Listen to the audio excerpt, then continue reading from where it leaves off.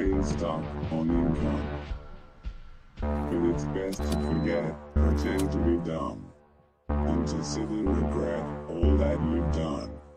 Better yet, you can choose to be numb. I have clean hands, cause I washed them. Daydreaming of things which I've forgotten. Since I've been weak, I've grown rotten, clicking with these fingers when you cannot stop them. This machine and this screen, they bring what I need. This is my one true power, scrolling every single hour. Some days I even scroll when I'm in the shower.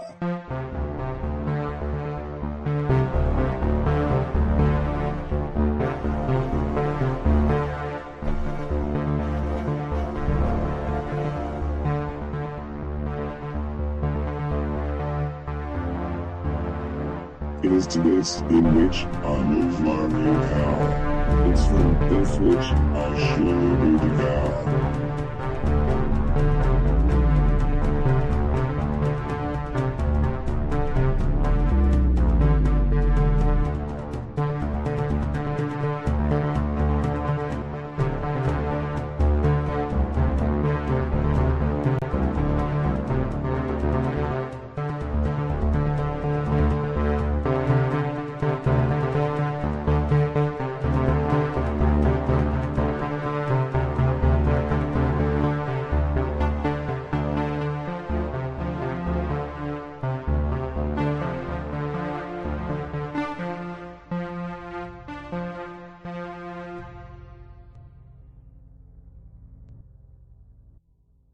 Green thumbs become numb, with a brain stuck on income.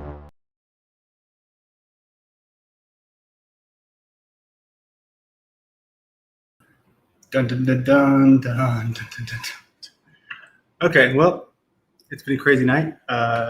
Jack said he might be joining in from his hotel, but he's not here with me now. Why isn't he here with me now? Well, he was here earlier, and we said, you know what? From the moment I had this camera on his face, I didn't actually do that, but the moment I had it in my hands, and I felt, I need a mic check, by the way, somebody, but I don't ever want to forget that. The second it happened, when I was just standing there, I was like, okay, I gotta look for him.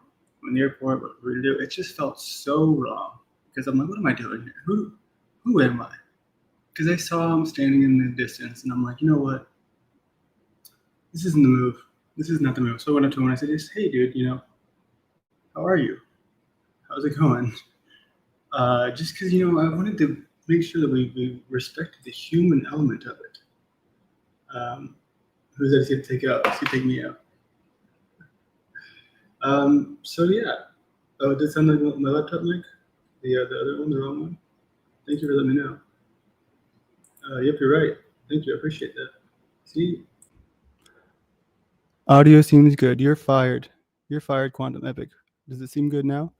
I didn't give him a hug, dude, because, okay, so this is my first impression was, man, this guy is the last person you'd ever expect to see on the internet. What I mean by that is he is the most, I don't know if I've ever met anybody more calm than this guy. That's the first thing I noticed. Well, this is a calm ass dude. The calmest person I've ever seen.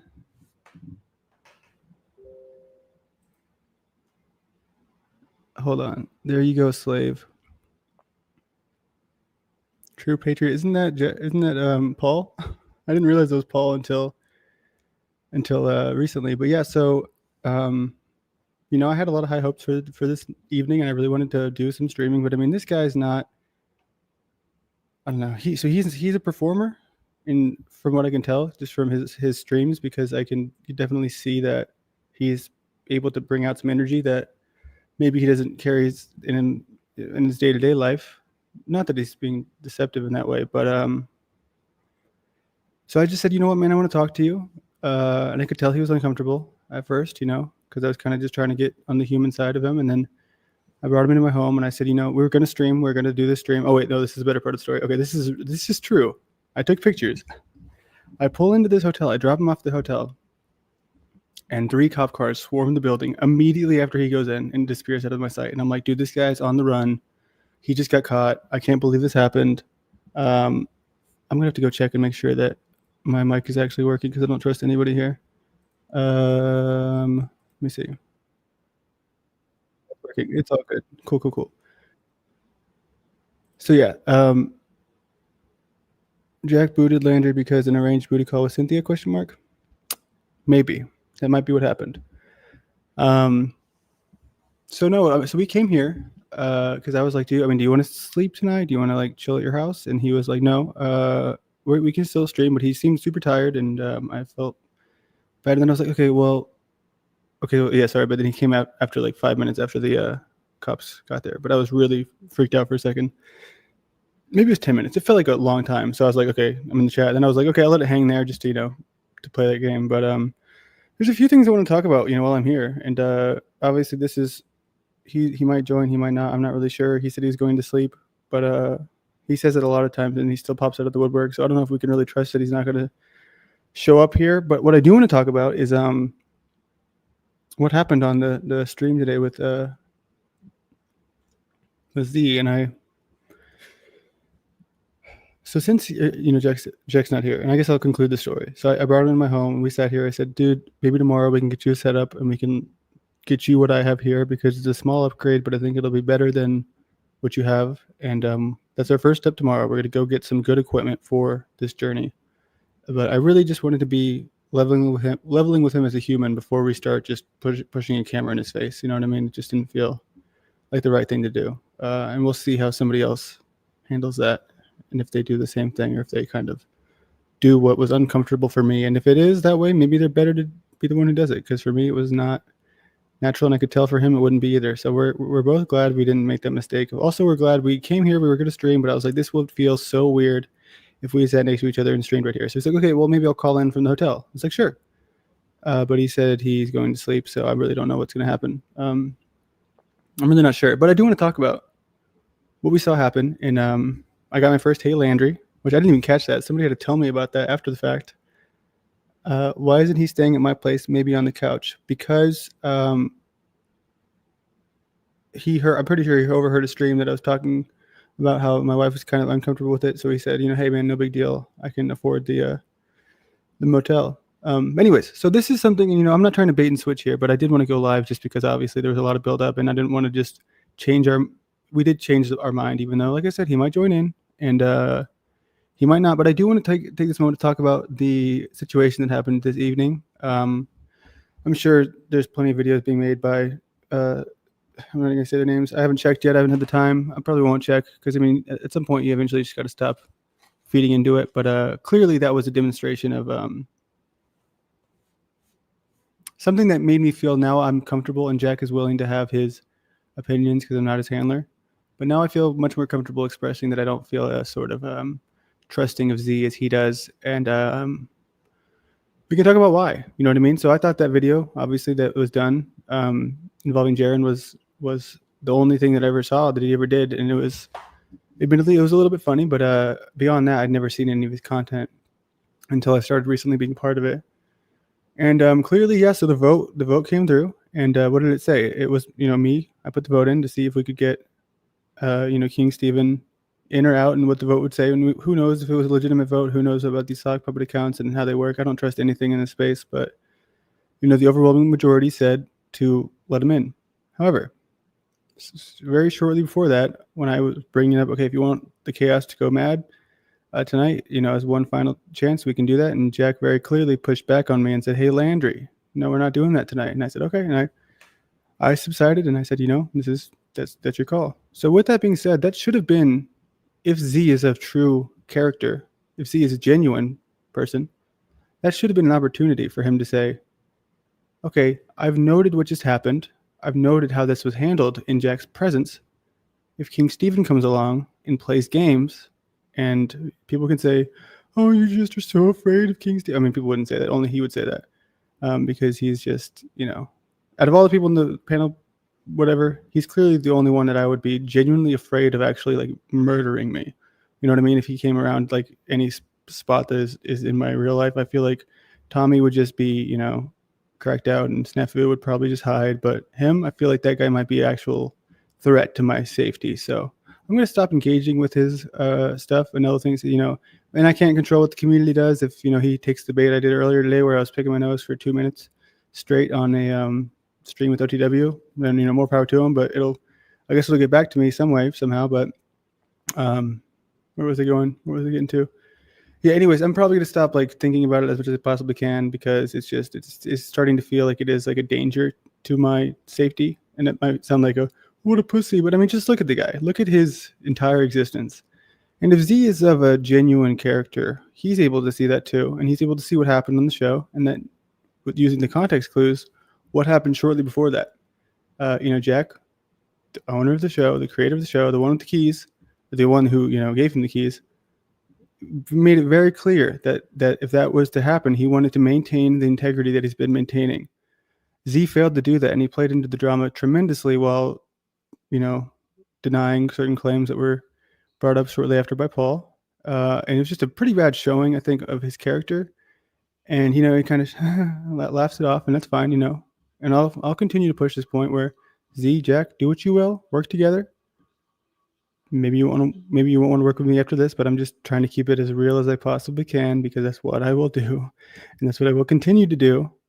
And that's just the way it's going to be. So Z, that was a pretty bad showing there. And if people think that I'm going to be, bothered by the obvious reaction to this, which is going to be, oh my God, he's trying to censor Z. Oh my God, didn't he brought Z into this? He's a part of the thing with Z and Rose and all that. I mean, clearly I've made it very obvious where I came from. I came from working with Jaron, and he even reached out to me today. He was a little bit upset that I'd shared anything involving income with him in our past relationship. But with that being said, I know more about Jaron than almost everyone on the internet, because, when you work with someone that closely, you get to know them, and you get to, really know them, especially when it involves finances and payments. You know what I mean? That's the thing that's just, it's very real. So when people say that he didn't go to Antarctica, and I'm going to watch this later to see what he actually said, that him destroying Jaron or whatever. And I mean, a lot of people are free to think that he didn't go, but I don't care about any of you guys enough to sit here and say that I need to take that stance and say, oh no, yep, Earth is flat, Earth is not. I don't care at all. But I know that Jaron went. I know that he went, because I mean, it's easy to confirm that he went. So, and this is old news at this point, but I mean, a lot of people who are taking this train of Z and others like him who were just, clinging to this flat Earth thing. It's fine. You know what I mean? You can do what you want with the evidence that you have. But as far as Jaron going, he went. As far as the Earth, it seems like, if you're asking me, it does seem like it's a sphere. But does it matter? Not to me. I've seen people waste all this time, all these years. I wasted years, thinking about it, because I was editing videos about it. And I mean, it wasn't a waste, because it brought me income. But at the same time, what are we doing? What are we achieving? And that's one of the least benefit that we've ever seen in the truth movement, is just arguing about it's just as bad as drama, arguing about who's right and who's wrong. It's who cares?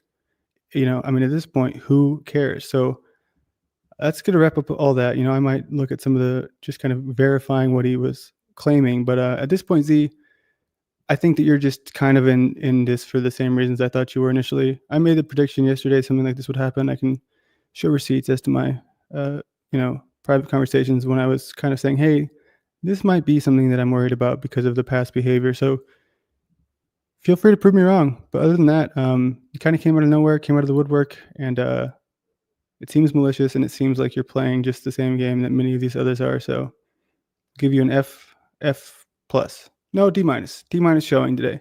Great first hour and a half. You had everyone going pretty strong until, you kind of made it clear there at the end that you're playing a game just like many others. So that's my opinion. Jack has a totally different opinion. He think that he's still very confident in Z, and he is more than welcome to be, because I don't control him. I control me. Anyways, should we open it up? What do y'all think? What do y'all think? He is dangerous, as a matter of fact. Yeah, he did go. He clearly went. It's just a fact. You know what I mean? It's just there's so much evidence that it's unbelievable the amount of evidence that he went, and it's unbelievable the amount of people who. And I'll be honest with Jared. He does have a habit of kind of letting these people get to him, and he he stopped doing it. You know, he's kind of doing his own thing right now with the trivia and having fun and living his life. But at the time, you know, there's a lot of, you know, people say that he took money and stuff, but dude, it's clearly not true because there's just the wells ran dry in that space. So trying to be honest really bit him in the ass. And if y'all can't see that, it's just because you're stuck in one club and you can't just like realize that we can all agree on different things and believe different things and all this and that. So yeah, that's my story there. And he did play sides. Who did? Z? This slave seems to actually have some brains. Yeah, so that's my story, and I kind of want to look into some of the past and see what happened, but well, I'm curious what you guys think. So that's the link. I'll open it up. Open invitation to whoever wants to be here. Oh, how are you doing, buddy? Greetings, newest slave. How are you? Doing all right, man. Can't complain. I could, but no one really cares, so I won't. Yeah. It's it was definitely. So, what were your thoughts? Did you catch the whole thing? Oh, like I told you, man. I'm an addictive person. I have addictive personality, so whatever I do, I get habituated to, and then I'm like kind of just find myself there at certain points, going, "Why am I here? What is this?" The panel verse is one of those things in my life. I've concluded that. So I'm practicing kind of staying more neutral with it or having a different perspective on it or just engaging with it in a different way. But yeah, man, I mean, you know, does a leopard change its spots, so to speak? I mean, you can argue yes, potentially. I'm an example of that over a long enough period of time, but for the majority of folks, it just seems like it's business as usual, you know, indefinitely. And that's fine. You know, again, everyone has a right to do and be whatever they're going to do and be. Results speak for themselves. And, you know, even the commentary reactionary sort of aspect of this whole thing is, you know, I've kind of gotten bored with it. Right. Even if I still do it or engage with it, I'm kind of bored with it. I get that. I understand that completely. But at this point, for me, this is like obviously, it's. I guess there's a lot of. For you. Well, it's new for me, but there's also a lot of layers here because I never knew about any of these motherfuckers, but I knew about Jaren because I did work for him, and so I was kind of just in such a small section that was so cut off from the rest of this. So I find it interesting that this ties back to him because you know this Z character is well, and here's the other thing, dude.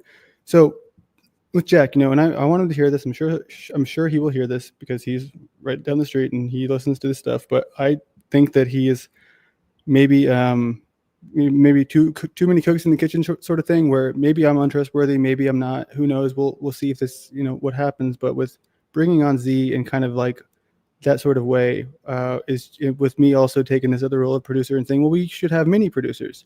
That's just, I think, opening the door for kind of a disaster. And I mean, I think just, I don't know. I'm not sure I'm not even sure what really happened. You know what I mean? I haven't watched it back yet, so I can't really clear my thoughts on it. And I know you're distant, separate from this, but for me, obviously, I'm fucking balls deep in it right now because I'm saying I don't trust this guy. I just don't feel like I'm only separate from it for, again, to say the quiet part out loud. I'm a part of all these people because I'm the original point of interaction. And that's partially why, right? Is because, like, if you look at these people, they all have a similar theme in common. They look around the room and see who's got more than them or a bigger following than them, and they latch on, right? So I was just one person in a long line of people that apparently these people latched onto, right? Because according to them, I have some kind of talent or ability or way of speaking or energy, something I have they want or they wish they had or they're going to use. So they latch on to see what they can do with it. It starts off as love bombing and using. It ends up them lying and spinning and twisting and playing power games. And they've all done it, right? And you've only met like 4 people who've done it with me. Literally exactly the same program. There's way more of them. you know. But yeah, man. It's just like at a certain point here, and I, you know, at the risk of like beating the dead horse, the horse has already been dead. It's ground up into like ground beef at this point. But it starts to become like a joke, right? The panel verse is like it's like a punchline to a joke where the setup is how many people does it take to, right? Like how many people does it take to screw in a light bulb? You know, or how many panelists does it take to find success? Zero. They just stand still and allow success to orbit around them. You know what I mean? Like I have to think about it to come up with the actual joke. But again, Landry, like I told you, I don't want to speak too much on these things or get too deep into it because I believe I already know what will happen, and it's already happening. Like it's already, I've already done it. I told myself I wouldn't, and I already did it again.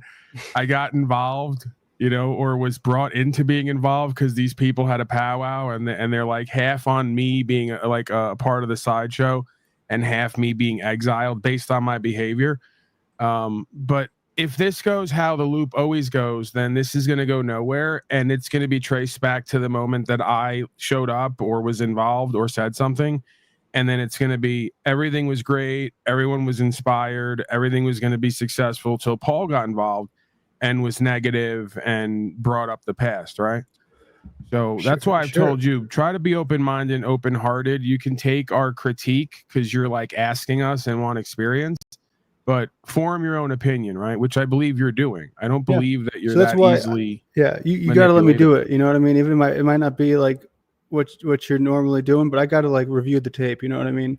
I got to see exactly how it happened because I got to understand it because I don't really feel like this is I mean, I know it's just playing into their game, the games. No, and all that, but that's what's good about you. You're third party impartial. You're out of nowhere, and honestly, that's what intrigues me about you because I know we're all capable of lacking self-awareness at times. We're all capable of having a blind spot and perverting the reality to be what we want it to be. I'd actually almost like for someone like you, who I think is somewhat, and again, I say somewhat because I don't know how you look at some of these people and not see them right out. But again, maybe I'm projecting here. But who? I don't even want to get into specifics because we're going to just carry it out. And then at some point we can reflect and go back and then we can touch on it. Right. We'll do some QAnon shit, future proofs past. But,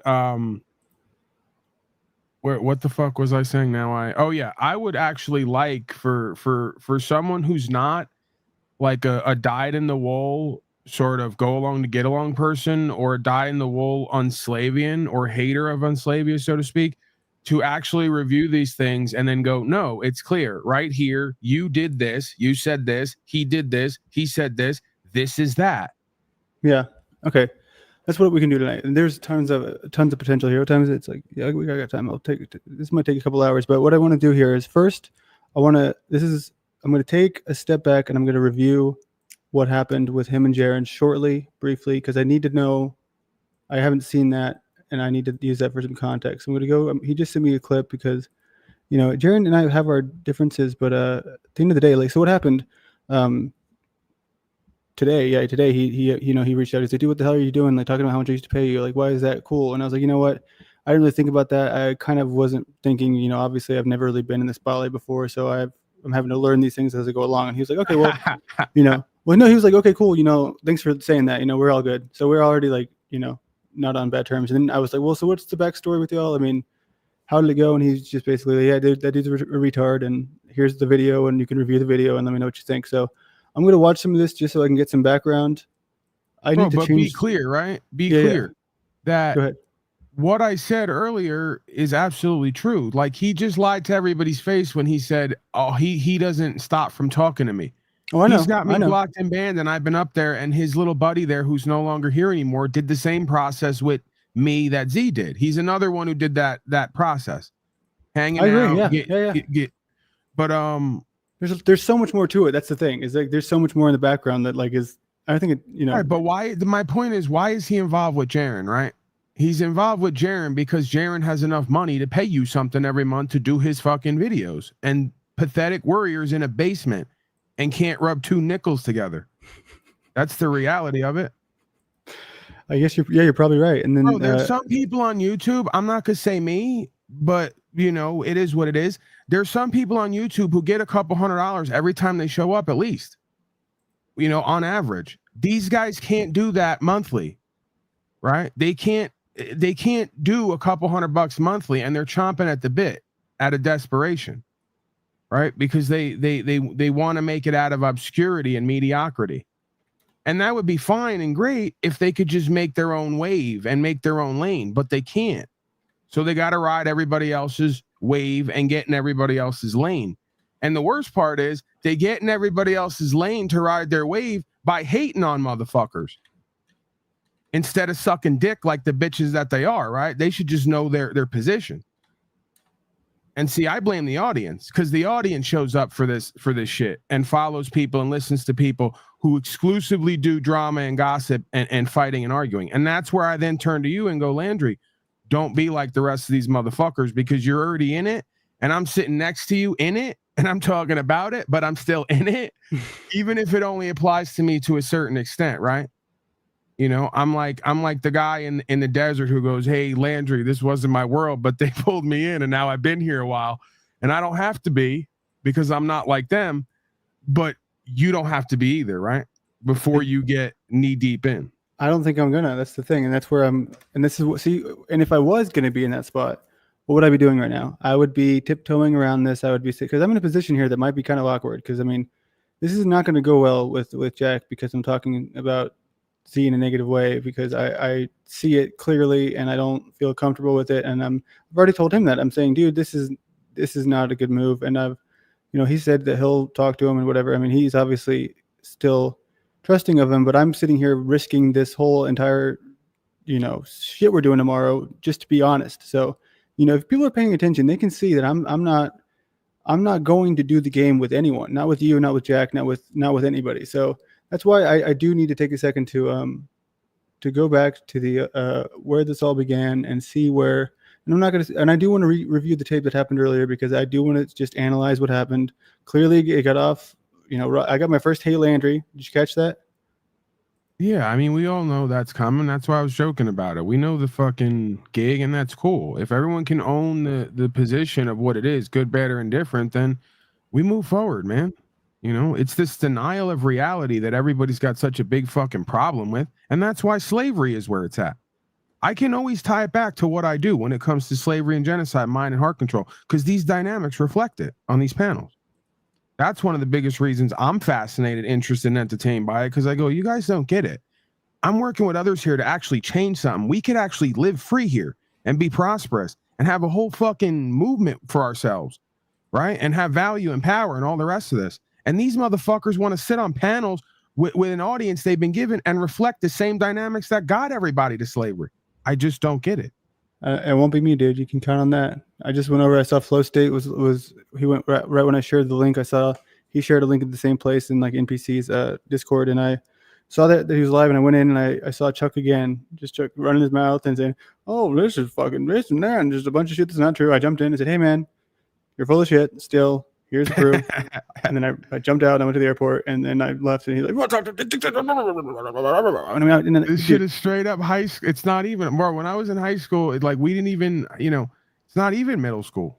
But this is what, from what I've seen and heard, I wasn't involved then, but from what I've seen and heard, this is the middle school type shit. Everybody's somebody different online and in these groups and whatever else, and you get them alone, and then there's someone different again, and but yeah, man, it's just becomes what it is, right? You kind of accept it for what it is, and you interact with it to a certain level, and then beyond that, you become the fool, right? I become the fool if you interact with it beyond a certain point, expecting and understanding what it is, right, and where it goes. Yeah, man, and just if you would just bear with me here, I do want to kind of take a moment just to see what was happening back. And what was it this day? This is August 2024. So let me just rewind the tape. 14th, I believe, of August. That's correct. It is noon Pacific. If you're watching at that time, it is. I took a little bit of a building off that idea that I had. Or well, first of all, how are you? It's already boring. With you, I haven't seen you do your show lately. I'm good, man. Thanks for asking. Good. So This is him, quote unquote, destroying Jaren. So I'm trying to see when he I don't know destroys him. if I could see you on my side. Well, I mean, the right, first but question I would have is, Go ahead. But let's preface this that again back to Sun Tzu and the psychology of it. For every contention point, there's the realization that you need your opposition more than he needs you.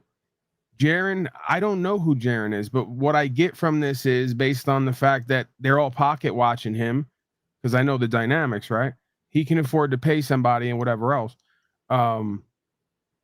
So yeah, it's like, are you really here to destroy Jaren, or are you here to create a version of you online that's known for something, aka destroying Jaren, right? So it's Great point. like keep it real, bro. You don't even have a problem with Jaren. You don't even have an authentic issue. He's just in the way or has what you want. So you got to quote unquote destroy him so you can create a name for you or a version of you online to get traction and momentum. That's all this is. And that's the thing. I've done this type of shit before, but I'm clear with my audience and everybody else. Hey, I'm going in. The gorilla's going in. I'm turning the tables over. We're going to make some noise and we're going to bring some people back with us and do cross promotion. These guys lie and act like this is real beef and real organic shit and they really love and all that. It's all just to try to get momentum and traction, you know? So I don't respect it. Yeah, no, I feel that for sure. That's a great point. And, you know, who knows what happens next, but, I do just want to, I don't want to watch this whole thing. I want to see if I can do the transcript really where this. He should be fucking just don't thanking see it. Jaren. He should be. He You're should right. be thanking Jaren for just existing to give somebody to fight with to get his name and his beingness out there more. Yeah. You're right. You're right. But this is what I'm saying. And this is important for me because I need Jack to understand where I'm coming from, because this might end up being him. You know what I mean?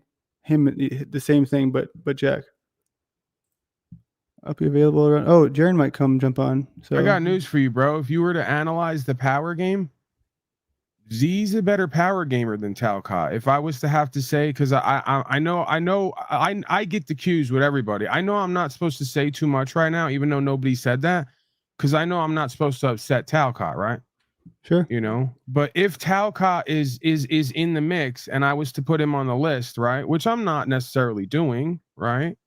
But if I was to put him on the list of power gamers, he's a better power gamer than Talcott. He's way more strategic. He's way more coherent and continuous.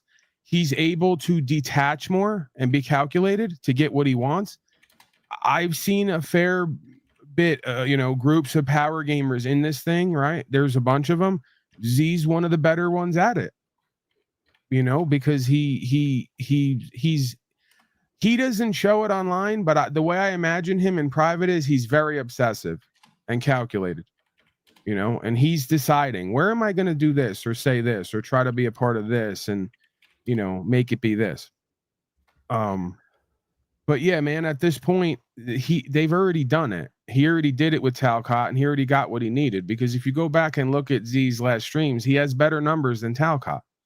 So he's already outcompeted Talcott. He just hasn't shown up consistently over the past couple months because the power game got boring for him. And again, I'm just suspecting. We can't prove any of this because these people will never be honest. We have to get them riled up to get them to admit shit like we have in the past, or we have to find it out different ways because they're never going to be honest. So, you know, a lot of this is presumption and assumption and reverse engineering. And that's why I'm interested in it and entertained by it, because I'm fascinated with psychology, sociology, the art of war, and all the rest of it.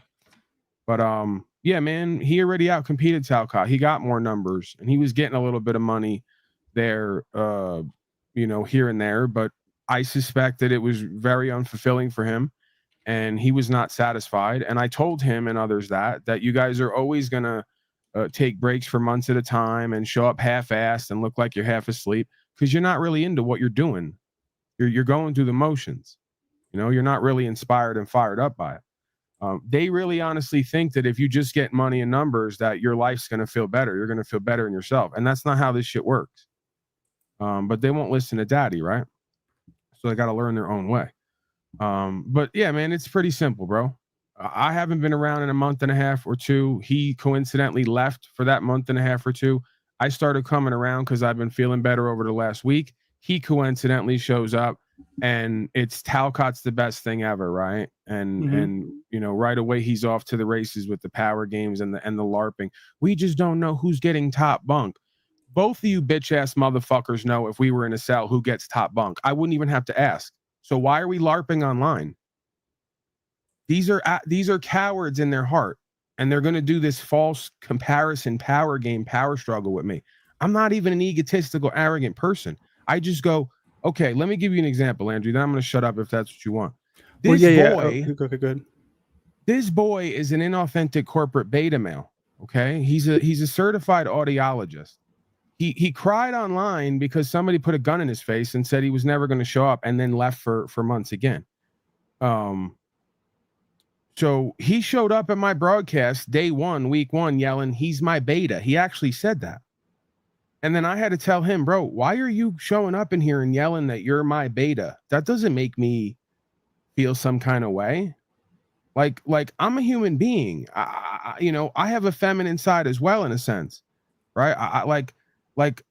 I need to feel trusting and safe around people in order to feel comfortable enough to work with them. When another man comes in who's supposed to be grown and able to handle himself and yells out that he's my beta, that does not make me feel comfortable and safe around you and trusting around you. That makes me feel like you're trying to love bomb me and that you're weak. And we went from that to he had to make his own broadcast, according to him, to get credit and get money. He actually said that, right? So people will act like I'm just sitting here saying shit. But if you go back and look, we had the broadcast and he said all this shit. It's all recorded, right? That's why you got a lot of folks on here, including me at certain times. Part of the reason I started to stay away from these places is because when you're a person who has a heart oriented toward truth and justice, and you have to listen to people lie constantly about you and what you experienced over and over again, it drives you crazy. You know, because they're trying to gaslight you and they're doing it in front of an audience and then you're like left there like almost wanting to fight and argue, going, you're really going to say this? You're really going to do this after what we've all experienced, right? And it's almost like that's their game. It's almost like they're just agents playing power games. And one of their biggest games is, let's see if we could get Paul Enslaved or these other people to act out and act crazy, because he has a heart oriented toward truth and justice. And we're literally just lying in everyone's face all day, every day, you know? So it does work, right? And that's one of the things. This N-word gets thrown around a lot. I don't like throwing it around, but I say we all have narcissistic qualities in a sense. And that's one of them. Is you'll see a lot of people on these broadcasts that use the broadcast to try to poke at people to get reactions from them so they can point at them and say, look at you and how you're acting. That's a narcissistic quality. And these are people who, when they're in the room with you, they're the biggest fucking cowards ever. They wouldn't raise their voice. They wouldn't stand up to anyone or anything. They come right out of the corporate world where it takes no balls and no heart in order to have a position. But they LARP online like they're somebody, right? So, you know, when you kind of come up to a certain life and a certain experience, and you got to kind of make yourself and who and what you are and what you stand for, and you see these people come out of left field and just lie, cheat, steal, LARP, play power games to try to get wherever you're at or be a part of whatever you're doing, you just wind up resenting it and not respecting these motherfuckers. And that's all it's ever been with me and all of them. I just don't fucking like them, and I don't respect them, and I don't feel safe and trusting when I'm around them. My skin crawls. And I believe I know why. Go ahead, Landry. I'm doing a lot of talking over here, man. I said I wasn't going to do that. Yeah, man, what the hell? Well, so here's what we're going to do. I'll take some control here back, because I would like to, we're going to have a surprise appearance here in a little bit from Jaron. He's going to come give his backstory, because, which is crazy, because that dude never in a million years would I imagine he would be coming on my broadcast. You're saying your boy Jaron's coming over here? Yeah, in 40 minutes. So, and that'll be good. Y'all should meet, because his story is very interesting, because he sees a lot of the same stuff you do, but in a different way, because, you know, he had this trip where he went to Antarctica. I mean, if you know him, it's clear that this trip happened. There's literal 4 to 5 hours of high definition footage of the trip. And people try to say, oh no, it didn't happen. It was a sound stage. It was this, it was that. It's just, it's a whole thing. But so what you're saying is your boy is doing with him after me the same thing he did with me, where he's the one playing the power games and lying, but he's accusing other people of playing power games and lying. Why would you be okay putting your face with a beanie on in August, showing that you're insecure about your hairline? And I've seen him without a hat, so I know why. This motherfucker don't like himself. That's the bottom line of what's going on here. Why would you accuse somebody else of faking a trip to Antarctica and having a soundstage unless you are willing to destroy your credibility by bearing false witness? See? These are atheistic, ungodly, untrustworthy people. They're willing to lie on other people to try to destroy their own or someone else's credibility just to clout chase for numbers, and then turn around in the same sentence and try to act nice, kind, and polite with that voice and that put on character and personality. Like, we don't remember Z when he didn't have that voice and that put on character and personality, talking exactly like me from the East Coast in his own way, because he's from New Jersey. Cut it the fuck out, man. People from New Jersey don't talk like that. That's a whole put on character and affect that he came up with after what happened with me and him went down. He sat somewhere for months and never came on and realized, like Obama, I got to come up with a whole fucking character and persona and way of acting on here so I don't get caught out there in the future. And that's exactly what the fuck he did, man. These people are snakes.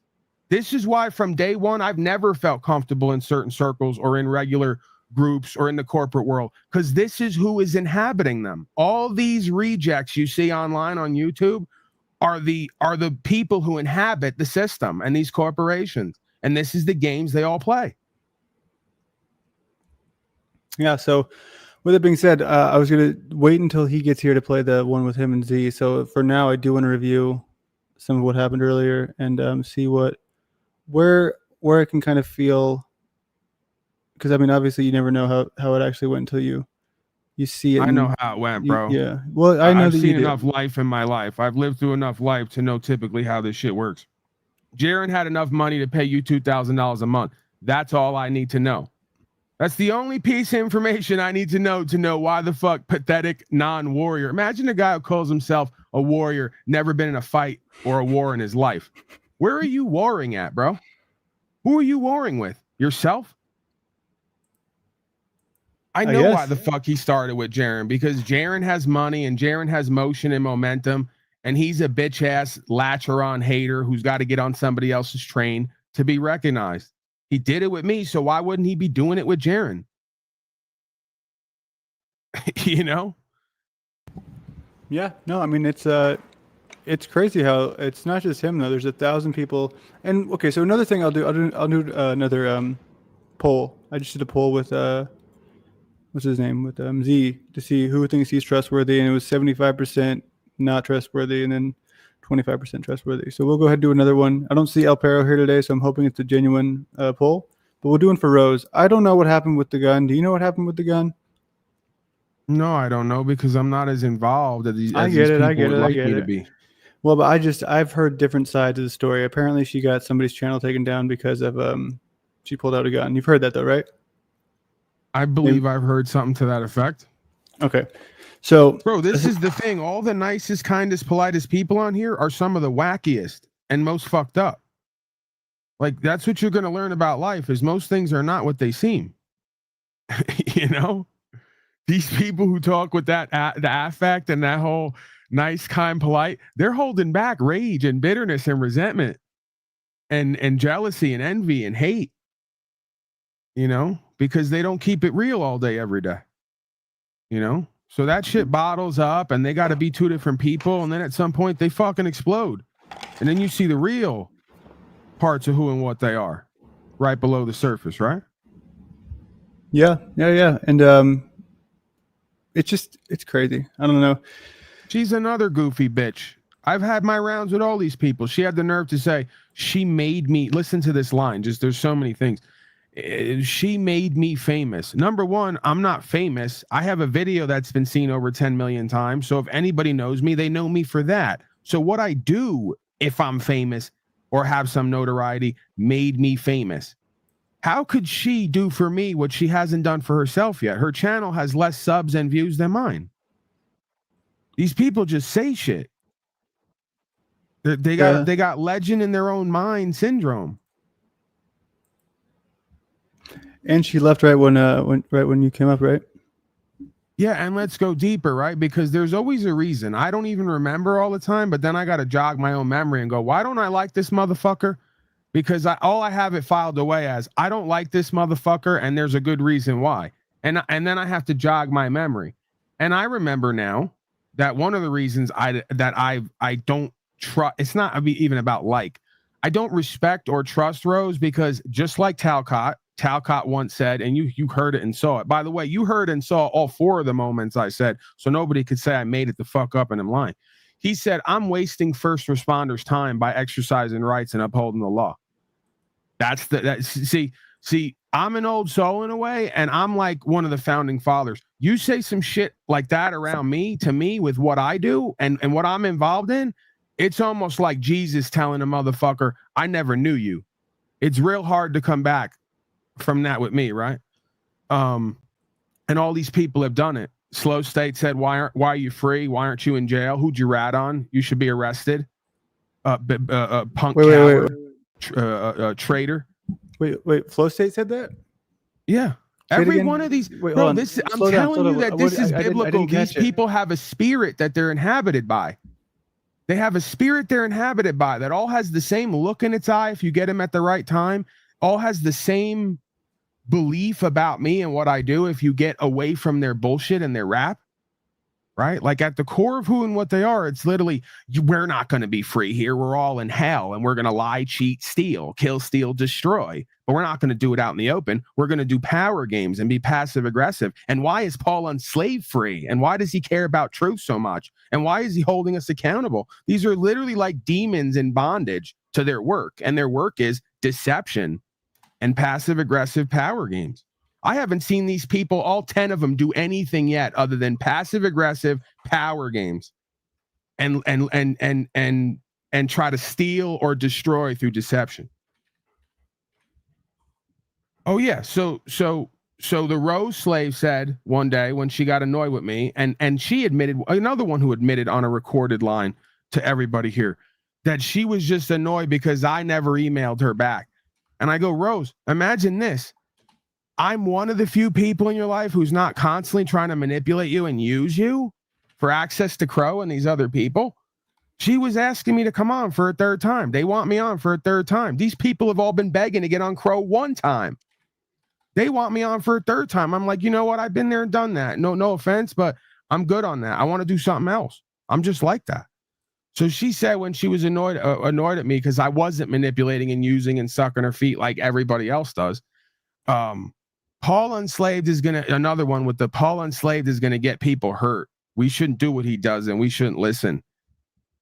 I mean, again, when you say some shit like that to me about rights, freedom, principles, spiritual faith, when I'm fucking risking my life and my property, and it's costing me thousands, and it's my life's work, and I got all these people who are involved in it with me, and we're actually getting results, and you're going to say some shit like that to this audience after you said you put me on and gave me the work and made me famous? How do I respect that? How do I trust that? How do I feel safe around that? And of course, she'll tell me whatever she wants me to believe. Like last night, oh, you should come to the event, Paul. You're the greatest speaker. Oh, we'll do your travel video. Ooh. Oh, they're the greatest schmoozers ever. But as soon as they don't like when you're holding them accountable or calling them out, or you're not sucking their feet, they go to start lying and power gaming and denying your works. You know, I don't appreciate that, man. I don't respect that, especially when I'm one of the few, if not only, motherfuckers actually doing something worthy of looking at out here for the country, the land, the people.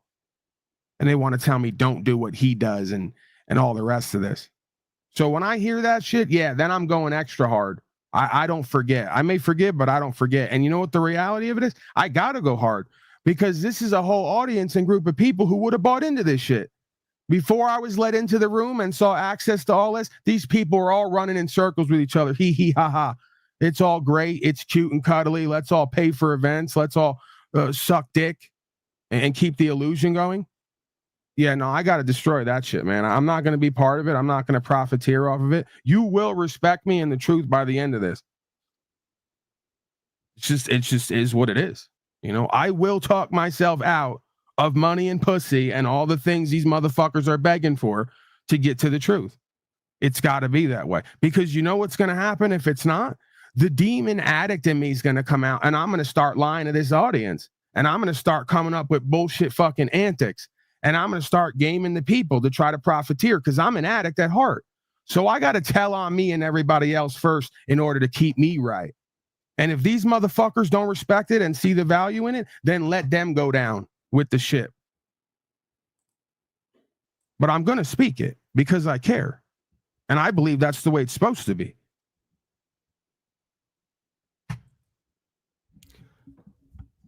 What a fascinating poll we just had.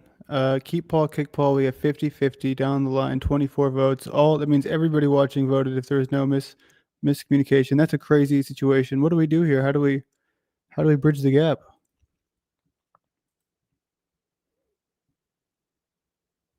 Rigged. Who rigged it? Okay, we'll do this. I'd recommend Jeeps, but now she's on a panel. Okay. And I definitely I want you to preach and all that, but I do think that obviously we, in this world we get a little worked up, and I understand why, but if you would not mind, I would like to just take one brief moment to review earlier. I always see him on the top 10 list of, the YouTube Moneybags streamers. He's doing something right, Jack, in this panel verse. What do you say? Yeah, please. I think so. That'd be fun. Some of you may have known him as Flow State, but don't dead name him. So this is a little bit forward, right?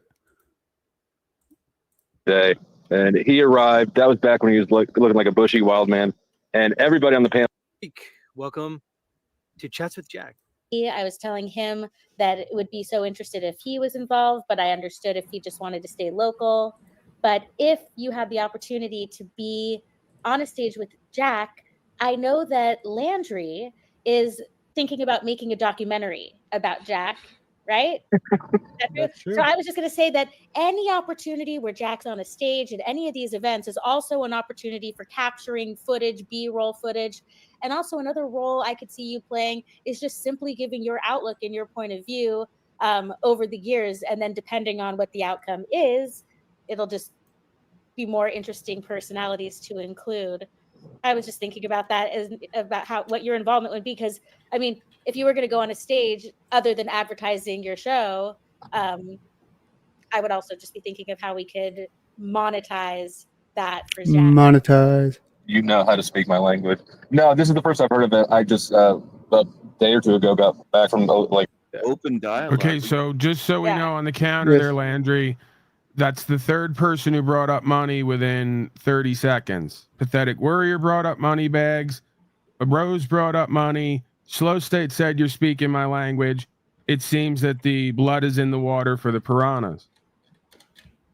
That's a good point. I got to make a money counter now instead of a lie detector. And so the goal here, and obviously we'll have some teasers along the way, but the goal here is to make sure that this is something that would have reach beyond the panelverse. It would break the panelverse in half and give it some sort of, ideally be, of that high quality where that could be possible, where we could see things like other people dipping their toes into this and wondering, wow, does this really exist? And, sort of, I guess the comparison would be like, there's oftentimes I will say what I was going to say here, but I wanted to be nice, but there are some people who watch overweight ladies, like super morbidly obese people. They hate watch them. So I'm curious if we can get people to hate watch the panel, because they already do it. YouTube that I've never known about. Just for the sake of Jack, I'm not going to say which ones that come to mind because I feel like this chat would just obliterate them. But you know what I mean, where people see things they would never normally see, and it's kind of like.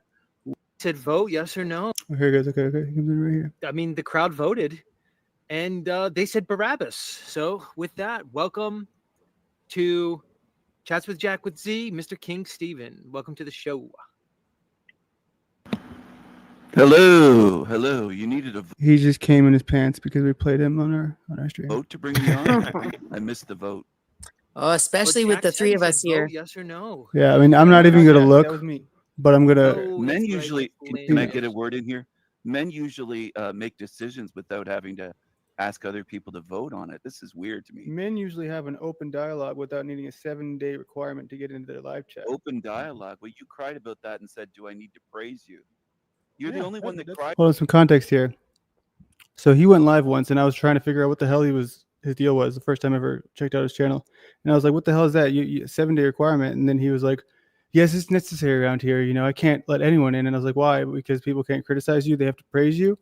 And so that was all I had to say to get on his bad side. Cried on my channel. Nobody else cried like you did. I know, because they get Thousands banned. of people have Because been you have there. You to. cried. You have to. You Hey, cried. can you do some moderation, Z, real quick? Yeah, We're why gonna do go you back and cry forth. so much, Landry? Oh, you're crying Z, again. do you have the ability to do that? Oh, Otherwise, I mean, I get it, dude. I should be able to hold my own. But every time you open your mouth, he's just waiting. Well, just if I start talking, he's gonna do that thing he does where he talks over me. go and ahead. shit. Go ahead. Okay, Well, yeah. So, hold on. Maybe we can use this as an opportunity to work on our mutual communication skills. Maybe Stephen and Landry need to work things out, because if I recall, King Stephen was Jack's old co-host not that long ago, and now there's a new guy in town. His name is Landry. There may be some unresolved issues. This may be a perfect opportunity for you two. Please, I want I was to see you- unpaid. I was sorry. I'm not paid. I was unpaid. I was voluntary. I was the self-proclaimed co-host. I was trying to help his show out of the generosity of my heart. And I think this guy's got an agenda, but it's fine. I'll buy the guy some tissues I if he have needs an some tissues to agenda. cry. He interrupts and then he'll accuse me of interrupting. But that's what you he just does. talk for too long, so you got to give You me a do. chance. Like, if we want to play the game where we actually That's what respect you it, do. I mean, see, you're just. I mean, everyone can see what you're doing. Say something meaningful. Do you have some balls? Yeah, so of course, we could talk about what you just said. How you think that I have an agenda, but your entire channel is dedicated to calling everything and everyone on the internet a demon. That's and not just, true. No, it's not true. That's We can pull false. it up right now if you want to. Go You ahead. pull up your channel. Yeah, Pull it let's up. look at it. Let's Play see what else is something. on there that's not. It Yeah. sucks that I didn't have the ability to do this for the first time. I think it was really stupid to not let me key. I guess you can only have one person that has keys at a time, though. Not Play that. some of my videos. I have a whole Esoterica series on You can buy more Esoterica, keys. which you haven't watched. Of course. How much? I don't know. It's a few dollars per key. It's not much, $4.99 or $2.99 or something a month, but you can buy more keys. Okay. No, Lazy. why would I? You're lying. Of course not, because you're lying. You're saying my whole channel's about bashing people. You let are me a jump in. liar. Let me jump You're in a here. liar. I want Go ahead. to You hear how much I it wanna- just Go ahead. Hold on. I want to advocate for King Stephen here, because right there. I mean, that's the only sentence that Jack needs to hear to just really make him question what's going on here. well, okay, he has his hijinks, he has his methods, but unless you've really watched his channel and seen his content, you Hey, really may not Landry. be informed on what he does over there. Yes. Just quickly to the audience, because they've been here for the ones who've been here long enough and done this loop at least a couple times already. And now I just forgive me if this keeps happening. I may have to retire because I got like 500 milligrams of THC in me. But I was going to ask the audience. You had just said something. I'm completely Alzheimer's. I'm pulling a Joe Biden. I was going to ask the audience for a poll, but I forgot what you had just You want said. to rewind it? I think it was about what Z had just said about his intentions, and Landry pointed it out. That's all that Jack needed to know. Right. I want to ask the audience. Perfect, Bex. I want to ask the audience if they know why because Landry, bless his heart, thinks he should try to figure out who's who and then report it to Jack. And I want to know if the audience can figure out why it doesn't matter if this guy's up to no good when it comes to reporting it to Jack, if they have the answer to that. Okay, so how do I frame that? Sense. I guess you'd have to come up with 4 supposed reasons, and they'd have to pick one. But I was just saying, you can do yes or no. Yeah, like for instance, why doesn't Landry have to tell Jack that Pathetic Warrior is a con artist? And then answer 1 would be because Jack's a con artist too, and he's using Z to fuck the audience out of whatever time, energy, attention, and money they can get. That's a long number. Yeah, 1. I don't know if we can fit that. Yeah, and then number 2 would be because Jack's so loving and forgiving. And number 3 would be I don't know what number 3 would be. I think I'm kind of showing my hand here. Red says because Jack is the same creature. Oh, right. See, and that's okay. See, that's why I didn't want to do an official poll. I just wanted to ask it open-ended without leading anyone. with any answers. Like, why does it not matter if Landry stumbles upon borderline criminal, unethical behavior from Zetetic Warrior? And apparently Red 40's answer is because Jack already knows that and he doesn't care, and he will literally work with the devil himself if he thinks it could get him some energy and attention from the audience. Okay, well, I don't think we need to do the poll. I think I understand what's being said. but good idea. I'm happy to share with you guys. That's my video. My bad. Go ahead. When it fits in the story of Rose appearing on someone's channel with a weapon. Okay. Only because I think it plays into this stories being told and sowing narratives that we don't even know if they're true, right? Because so if you want me to tell it now, or if we want to continue, I'll tell you after. I do have a quick question. What's your mic? What kind of mic are you using? I'm on my phone mic. Is it no good? Just like I can toggle. Usually. Well, that's what I'm trying to just be more aware of. Is it holding people? Is there a possible alternative that would be a little bit better, or what do you think? No, but usually my mic wins over most computer mics. I have it turned down. I have it turned down to about 50%. Yeah. Sorry, that sorry. See, so you ever thought about doing like phone sex, Bex? I mean, sure. Just a quick question. Sorry, Landry, if that's not allowed, you got to let me know. I need a script. I don't care about that, dude. I'm just saying the people in the audience it's too loud. are It's too noticing loud. that. So turn it down, BX. Hold on, wait. We gotta ask this. Sure. I've learned that. Here, let me just fix Landry, it. is masturbation allowed in here? I want to just lay it out. You want to do it right now? Well, I mean, yeah, go on mute and you're good. All right, Bex, keep going. Camera on mute. That's okay. Say yeah, I used to come out. Is that too low now? Oh crap, I'm so stupid. We're fine on the sound. What's even going on with the sound? I don't understand. Oh, I thought someone in the chat said I was really loud. Now I usually, if I'm at 100 on this phone, right, my mic will dominate. Jack says we're in these meat suits for pleasure and to have fun. Brothers and sisters, I want everyone to take a break from whatever this is. It's negativity and nonsense, really. And entertainment. And entertainment's nonsense. And we're all going to have group masturbation session, brothers and sisters. There's nothing more godly and spiritual than conformist climax. I've studied this. This is ancient wisdom. Your poll this time is funny. Funny keeper. It was an accident. I didn't do it right. Why is everyone leaving? So, do you want me to tell the quick story of what happened on Nachiketta's channel? We got to ask the audience. Hold on. Quick story. Okay. Well, yeah. Okay. Go ahead. Start the story, and we'll see what they say. Okay. Allegedly, in the middle of the night, one night, Rose, after having, I'm not sure if Notch was staying with her at the time already. Yes, he was. Rose was staying. What had happened was Z and Jason had been talking. Sorry, Z and somebody were talking, and somebody said something about Jason, her boyfriend. And Notch was, Z and Notch were talking, and somebody said something about Jason, and Notch didn't defend him. Z said something about Jason, Notch didn't defend him. Rose got offended. She had keys to Notch's channel. Notch was living with her for a while. She went up on his channel, allegedly. Again, nobody got screenshots of this, but some people verify having seen the screenshots. She flashed up his channel. Played Disney music, wielded a weapon, and these guys know all about the gun wars. They're before my time. They can bring you up to date on that stuff. But and then proceeded to, I don't know if the live stream got quote unquote reported or not, but the next day was where it all blew up. Oh my gosh, Rose was on Notch's channel. He said something, Z didn't defend Jason, blah, blah, blah, blah. Everyone's screaming bloody murder about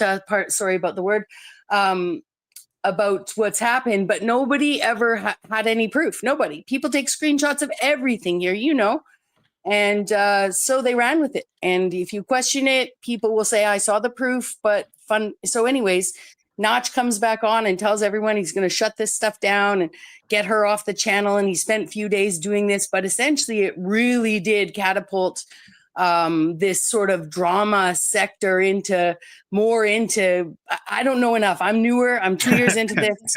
Okay. But I think the whole story was BS personally. Landry. All right. Yes. All right. Whatever. We're trying to go big with this. Big things are happening, brothers and sisters. Landry, any possibility you like choke a puppy or something so we can get some kind of momentum or action going here? You got like the momentum, kind of small animal lying the around? momentum will be easily maintained here. Y'all don't realize that that's what's happening here. The momentum writing itself, it's very, very quickly coming. But yeah, that story for me does seem to be a little bit depressing. Are you Canadian? Yes, I am. Your it's really voice nice to meet you, Landry. It's great to meet you too, but I'm just going to put you in the back for 5 minutes because I need a little break because the voice is a little bit painful for my ears. So we're going to go ahead, just go right back to this, and you can come back soon. And I'm not kicking you permanently, but I'm just regaining control for a second. There, he actually you're treading in difficult water here, man. We can pull up the receipts.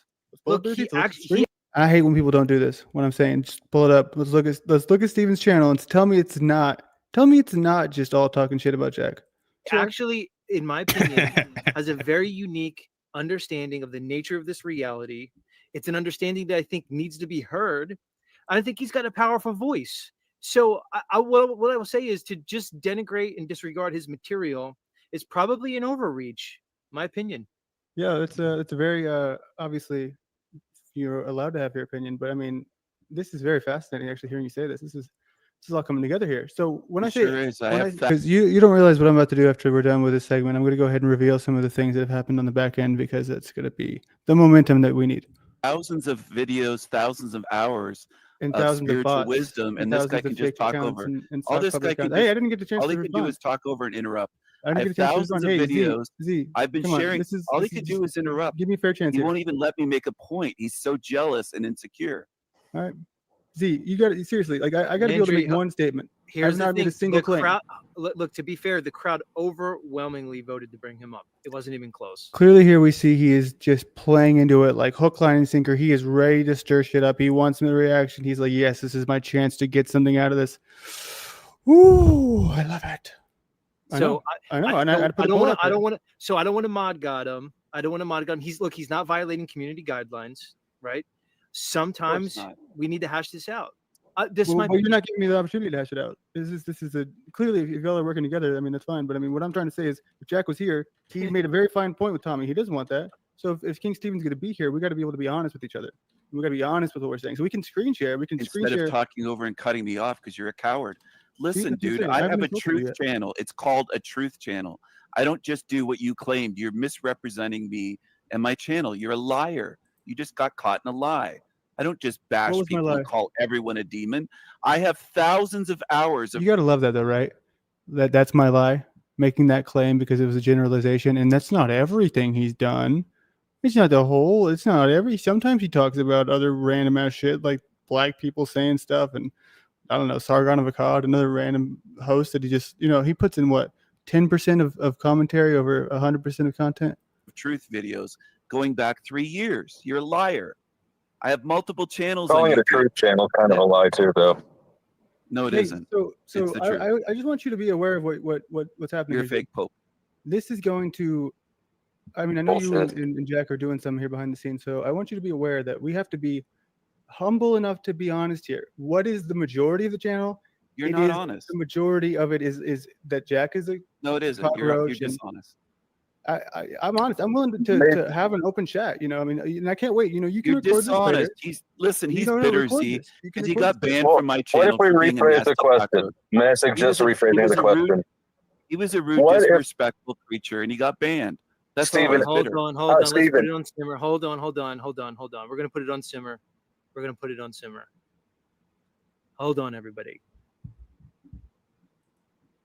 Okay, Landry. Mm-hmm.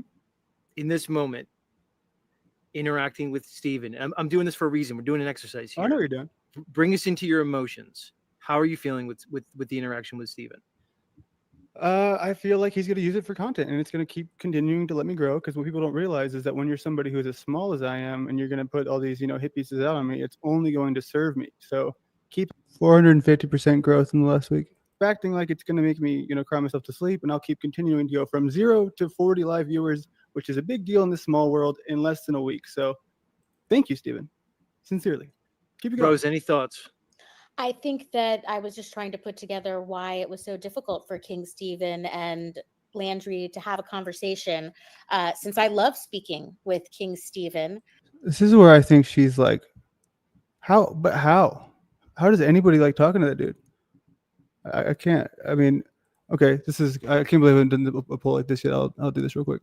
And I realize this is what the problem is. It's that Landry is in this position with Jack. And because of his relationship with Jack, now King Stephen isn't getting the floor as much on Jack's show.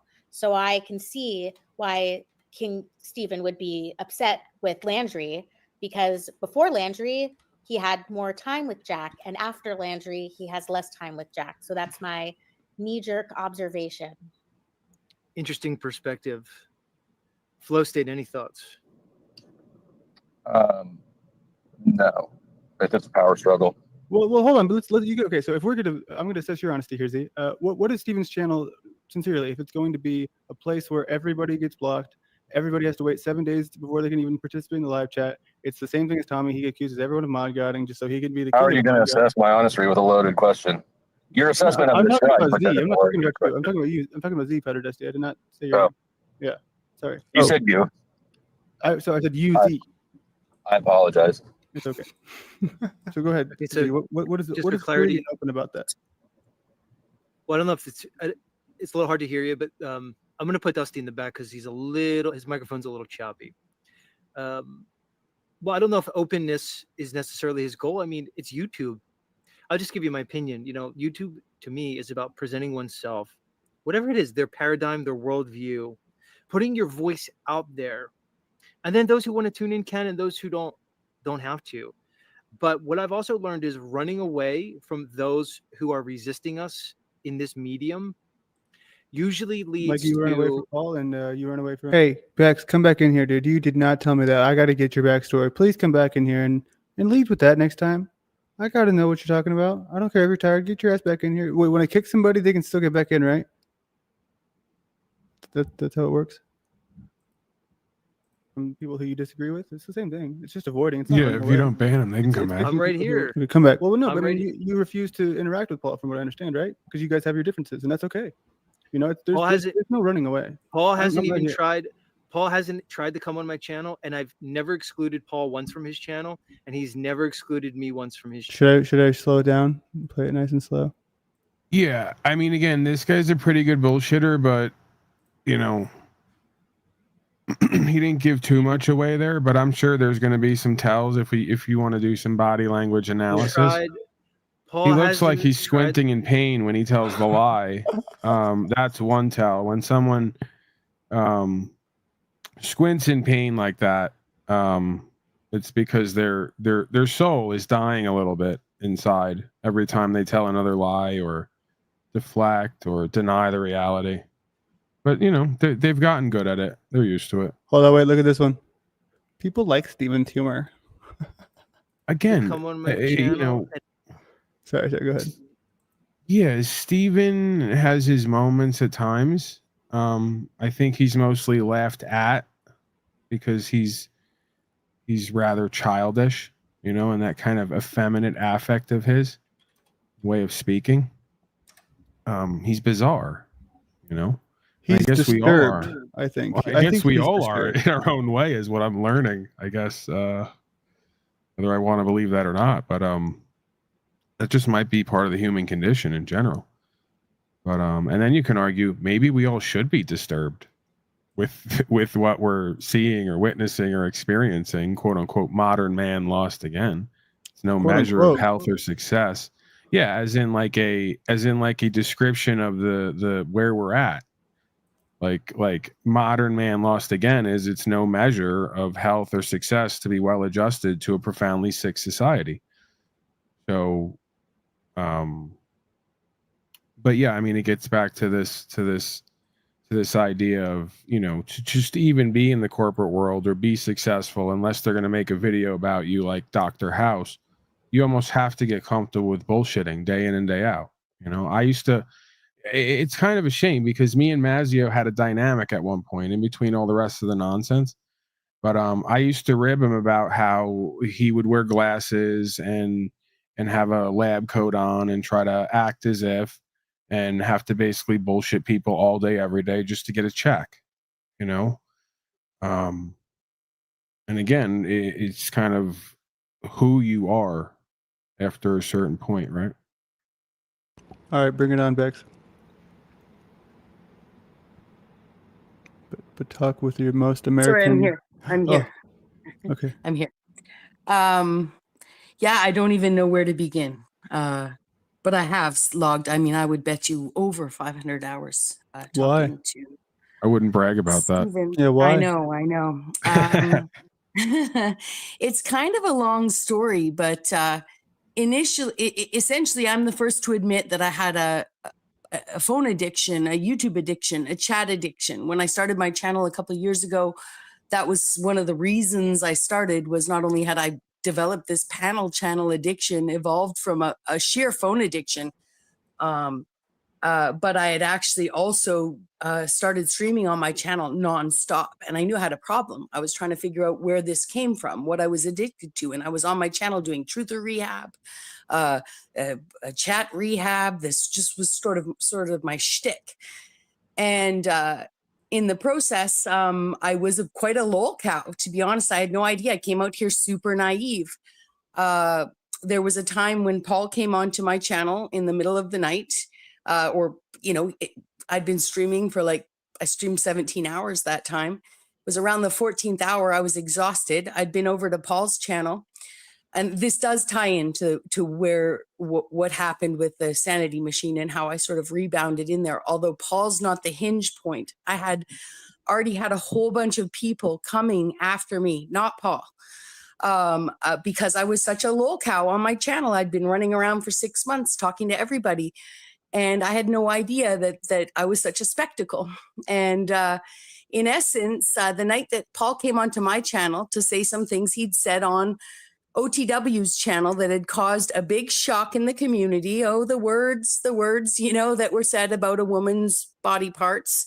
I was held accountable the next day for what Paul said on my panel. And I argued to everybody, I can't control what another man says. I can't control what anyone says.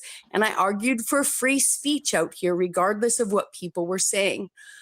On the same time, I'd spent a short time talking to the sanity machine. And the main reason I was talking to him is because I'd been made a lol cow by all these channels. Again, not Paul. And one of the reasons these channels had made me such a spectacle is because in the process of my running around the internet, people had warned me about Paul, and I had no idea who he was. And I was sort of circling around this. And I eventually one day went over there, and I'd been warned, don't go over there. And I thought it was because Big Bad Paul would do something to me. But in fact, it was everybody else would do something to me if I went and spoke to Paul. And this was a repeated this was a repeated scenario. Actually, there were people that had come into my channel and sort of been like, oh, careful, people might do this to you. Meanwhile, they were doing this to me. The person that was saying this could be done to you. Now, that's called gaslighting and deception, by the way. And so everyone, I was learning. I'm a very, very quick learn, but I was really naive, and people thought the timing of me starting my channel, hopping up on Z's channel while Z and London were taking on Paul, and then being over at Paul's. But 2 weeks later, there was just, a series of people started making content about me, and it escalated beyond anything I've seen anyone do to any woman or any person since. And I'm not trying to make myself a victim. This is why I say democracy is a failure, and that meritocracy has some merit potentially, because again, this all comes back to square one. And then they say that I'm just being arrogant and egotistical and narcissistic. These people are not known for anything other than latching onto other people and punching down. right? Mhm. And the only time they Mhm. punch up is when they're trying to use their group dynamic to take over someone or something metaversely. It's all simulation cold warfare, right? If you really look at it for what it is, it's like passive aggressive Lord of the Flies, you know, like the It island really is. in a way. And Yeah. it's like all you got to do is ask yourself basic philosophical questions like who benefits or what benefits. Like obviously it doesn't benefit me with what I do and what I'm known for to talk about Bex. These people aren't known for anything, so they're free to do content about Bex and punch down on her to try to make her feel some kind of way about her just being whoever she is, right? And that's democracy. And it's just another dynamic of enslavement versus unslavement. They don't want any free thinking, empowered individuals who have a standard for themselves and insist on the dignity of the individual and the group. They want people who are going to lie and bullshit themselves and each other and play games together for power and control and false symbols of success. Yep. Yep. And I appreciate your patience with this process because I know we haven't even got to Stephen, but we're almost there. And if you want me to continue, I will. Yeah, of course. I don't know if it's still happening, but there might be a point where Jaren jumps in here soon. So just Yep, that's fine. Just keep that cut in me mind. off when he does. Well, I Yep, want to and- hear the and let- story. Like I really do. Well, but it's easily picked up too, and also just let Jaren know when he pops in. We can pause and continue at a later date. Okay. That being said, okay, so where was I at? Okay, so this had happened. I was over at C's in the battle. Then I'm over at Paul's saying hello, and next thing I know, I have content being made. Blah blah blah. And in the process, I had followed the Sanity Machine, who had 3 different channels. He was producing tons of content. I only watched the sort of stuff where he would like break down, Helen Keller or some sort of like, I don't know. There was times where he would cover more content than people, but I also knew he covered people, and I am not a soul trap or hell realm person by any means. But I knew because he covered people and he had sort of covered some of these panel channels, even though they didn't know it because he'd embed it in other videos. I had already been watching him for a while, and I just ignored all that crap. And I needed a place to get away from these panel channels, and he wasn't doing panels yet. And so I was in his chat and I was steering people over there, which he saw as a troll. I didn't know that at the time, but as much as the guy may be a troll, he can be trolled as well. He can be paranoid as well. He'd never say that. Anyways, he still hadn't done any live streams, but I was going in and out of his chat, directing traffic over there. And eventually he started doing live streams. I was one of the first to pop up on his live. He had popped down to my live once. But as all this attacking was sort of going on in words towards me, I was over there because I wanted him. I was hoping he'd take on some of these people. But I also was just indirectly, I eventually learned to speak about people myself, right? Like I felt, somewhat safe over there, leaning into the people that he didn't even know, making up, my own nicknames for my own trolls as he trolled his community. I'd get up there. So I was caught saying shit about people I'd never even met, just laughing and joking, just like people had done of me. Anyways, back to the pivotal day where there was a turn of events where Paul came on my channel. Flo had me over being like, where do you draw the line in the sand? And I was yelling at there were women on panels being like, you're not a woman enough if you're not victimized by this. If you can't believe that, these women would, you can't empathize with so-and-so's pixelated vagina, then you're not a woman. You don't have one. And I'm just like, what? I'm not a woman if I haven't been. Anyways, I was like, no, you take this up with Paul. If you're upset with what Paul said, take it up with Paul. It's not my problem. Now, the Sanity Machine ends up flipping on me, calling me a feminist, sowing some big drama because on his panel, I had turned on someone. Yeah.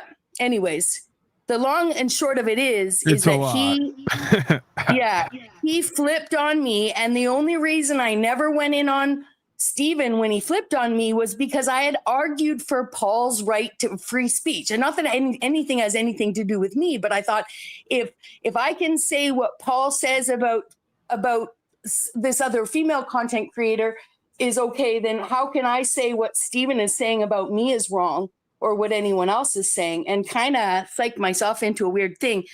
But over the next, This is why in these people use the word community on here. This is why I even refer to it as non-unity.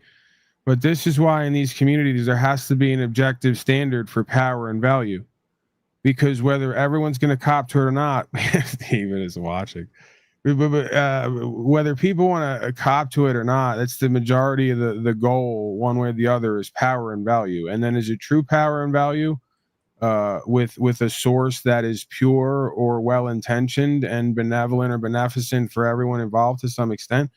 Or is the power and value they're seeking a false power and value, right? And they're going to lie, cheat, and steal and play games to get it.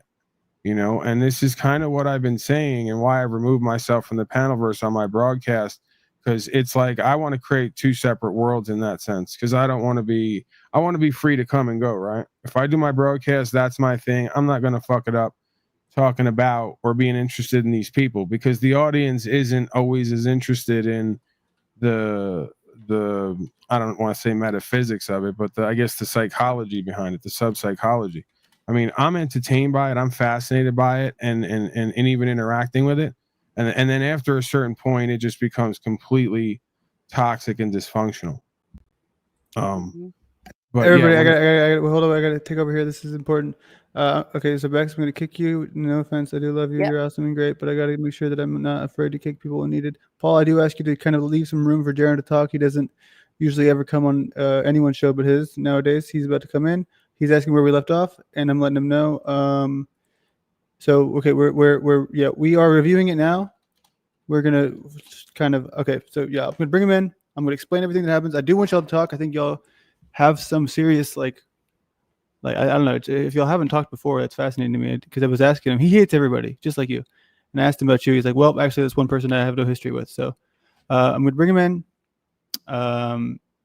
And we will revert back to getting to Z, because I asked him to come here so he could give us some more backstory as to how this went down and some of his thoughts. So go ahead and talk, fill some time while I type this for him, please. Or I can play the tape that we were just playing, the end of I can play that part that we just had left off on, where he's about to make up a lie about you. Yeah, I'll do that, because then you jump in, and then we'll wait until Jaron gets in here. All right, we'll do that, everybody, and then we will see our good friend Jaron soon. And I've never excluded Paul once from his channel, and he's never excluded me once from his channel. So there's no running away. I haven't excluded King Stephen from my channel whatsoever.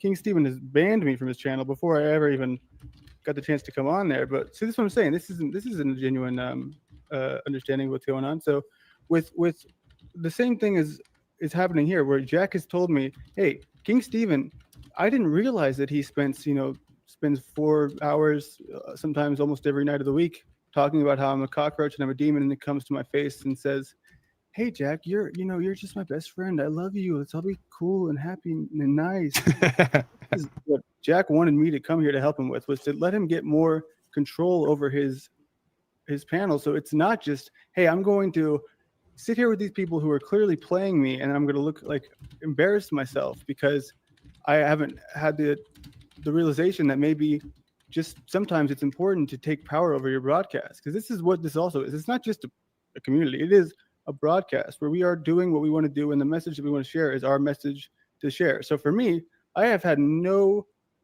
like you just saw when I tried to bring Tommy and Stephen back in, I said we should do it. Jack said we shouldn't. So don't think this is all me.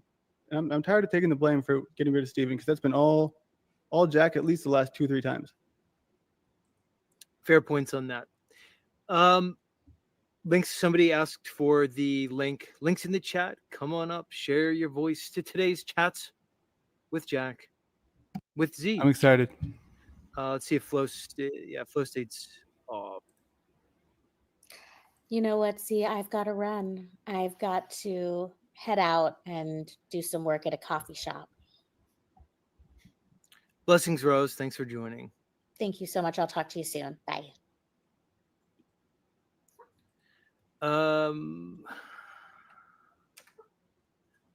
Paul Unslaved, welcome to Chats with Jack. Dude, that's so funny. With Just Z. just the way he's like, Fuck, I got to do this.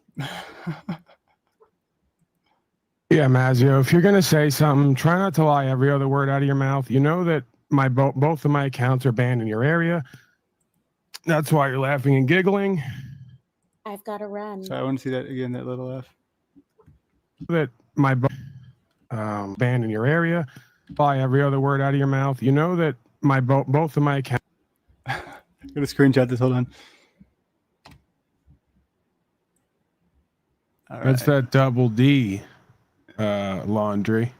I want your name to be Laundry. I want you to embrace Laundry. I have been my whole life. And even animate like yourself on here as like a pile of clothes that was supposed to be innocuous. And then you just popped up one day and just took over the people. Like you somehow the Laundry puppeteered the people. And no one knows how it happened to this day. It's all legend. That's like great. Frosty Dude. the Snowman. Yeah, dude. Actually, my first channel name was the Landry Room. So I've been trying to figure out how to play into it for a while. I mean, my whole life I've been getting the laundry thing, and it's I've grown accustomed to it. Accounts are banned in your area. That's why you're laughing and giggling. So yeah, I mean, there's really no point in lying in front of an audience when you and I both know what the reality is. No lesser said, I said I never excluded you from my show, and you've never excluded me from yours. And that's the truth. You've never shown up in the back of my. I have shown up at your broadcast. You won't let me up, and you banned both of my accounts. We could prove this very easily. I don't know what the point in lying is. Same thing. This is what you guys do. You guys lie for the benefit of an audience to save face, and it always catches up with you. Just be honest. Please see. Okay, you win, Paul. I excluded you. There's no winning. You're the one playing power games like so many others. I'm not playing a game. The reality is the reality. It doesn't matter what we say or do. It doesn't change it. So if you're going to talk about reality, try to be honest with yourself and others. It's fucking embarrassing. The way you guys lie with regularity and you duping delight and laughing giggle when you get caught. Landry? It's yes, and it's embarrassing. Yes, tell me. See, this shit and like this is like to me because I could just like anything in my life. I could play it cool and just let it wash. But then my heart, I'm like, I should speak on this because this is literally the same type of shit that family members have done to me where they gaslight you. They act like they love you. They act like everything's cool. They deny what they do in public to keep this imagery. And then when you call them out on it, they get embarrassed for a second and they immediately resume the position and they go, okay, Paul, you win. Like I'm trying to dominate them or go to war with them. Like stop the deflections and the gaslighting. It's about the truth. It's about the truth. Just yesterday when he brought me up, I went to go up there to kind of add on and I wasn't even going to go hard about it. I was just going to pop in and drop something and leave. Couldn't get up because I'm banned and blocked. And then I said, oh yeah, that's right. Because Nacho Queefer, his little buddy there at one point told everybody I'm not after again another guy who used me in the panel and whatever and then started his own thing and then poof disappear. It's an interesting pattern with a lot of these guys. They try to fuck with me and suck off me and parasite off me, then hate on me, and then poof, they disappear. I say it's because you can't keep a good man down. A wicked flee when none pursue, the righteous are bold as a lion, and because God is always on the side of those who are more pure intentioned and are doing the work, right? The favor comes with the righteousness. So these guys are always a flash in the pan and they always got nothing to offer. And it was so funny before when Mazio said, give us Barabbas, the inversion of the reality, right? Putting himself in the position of the Christed beingness, you know, synonymous with virtue and truth and discernment. So yeah, it's like, bro, just if you're gonna fucking with me, it's about the psychology and the sociology. And then the reason I take it personal is because the reason I'm so into spirituality, psychology, and sociology is because I was literally tortured my whole life. It felt like for me by the people who I look to the most. So it forced me into looking and me being my own worst enemy as well, forced me essentially into not only becoming spiritually faithful and having to practice in a way, but studying the psychology and sociology and yearning for truth. Because I wanted to know why the fuck we all do what we do. Right. But it's like, bro, either I'm completely hallucinating with all these characters, a different reality that's all somehow on record, or they're just willing to lie over and over again in everybody's face, presuming that nobody's going to really care and nobody's going to look into it. And so what if they do? If you act nice, kind, and polite, and you say, go, Jack, go, Paul's the asshole, and I get that, the tribalism and the group dynamics and the political science and power struggles and the alpha beta idea. I mean, he literally came in day one and said, I'm Paul's beta. I mean, it came out of his mouth. So it makes sense. If you're going to proclaim you're my beta and you see me like that, and all the people you group up with see me like that, well, then you're going to engage in beta power struggles and dynamics in order to try to overtake. And it's kind of silly because the truth is the truth and you can't overtake that. But a lot of these atheists and nihilists think that you can.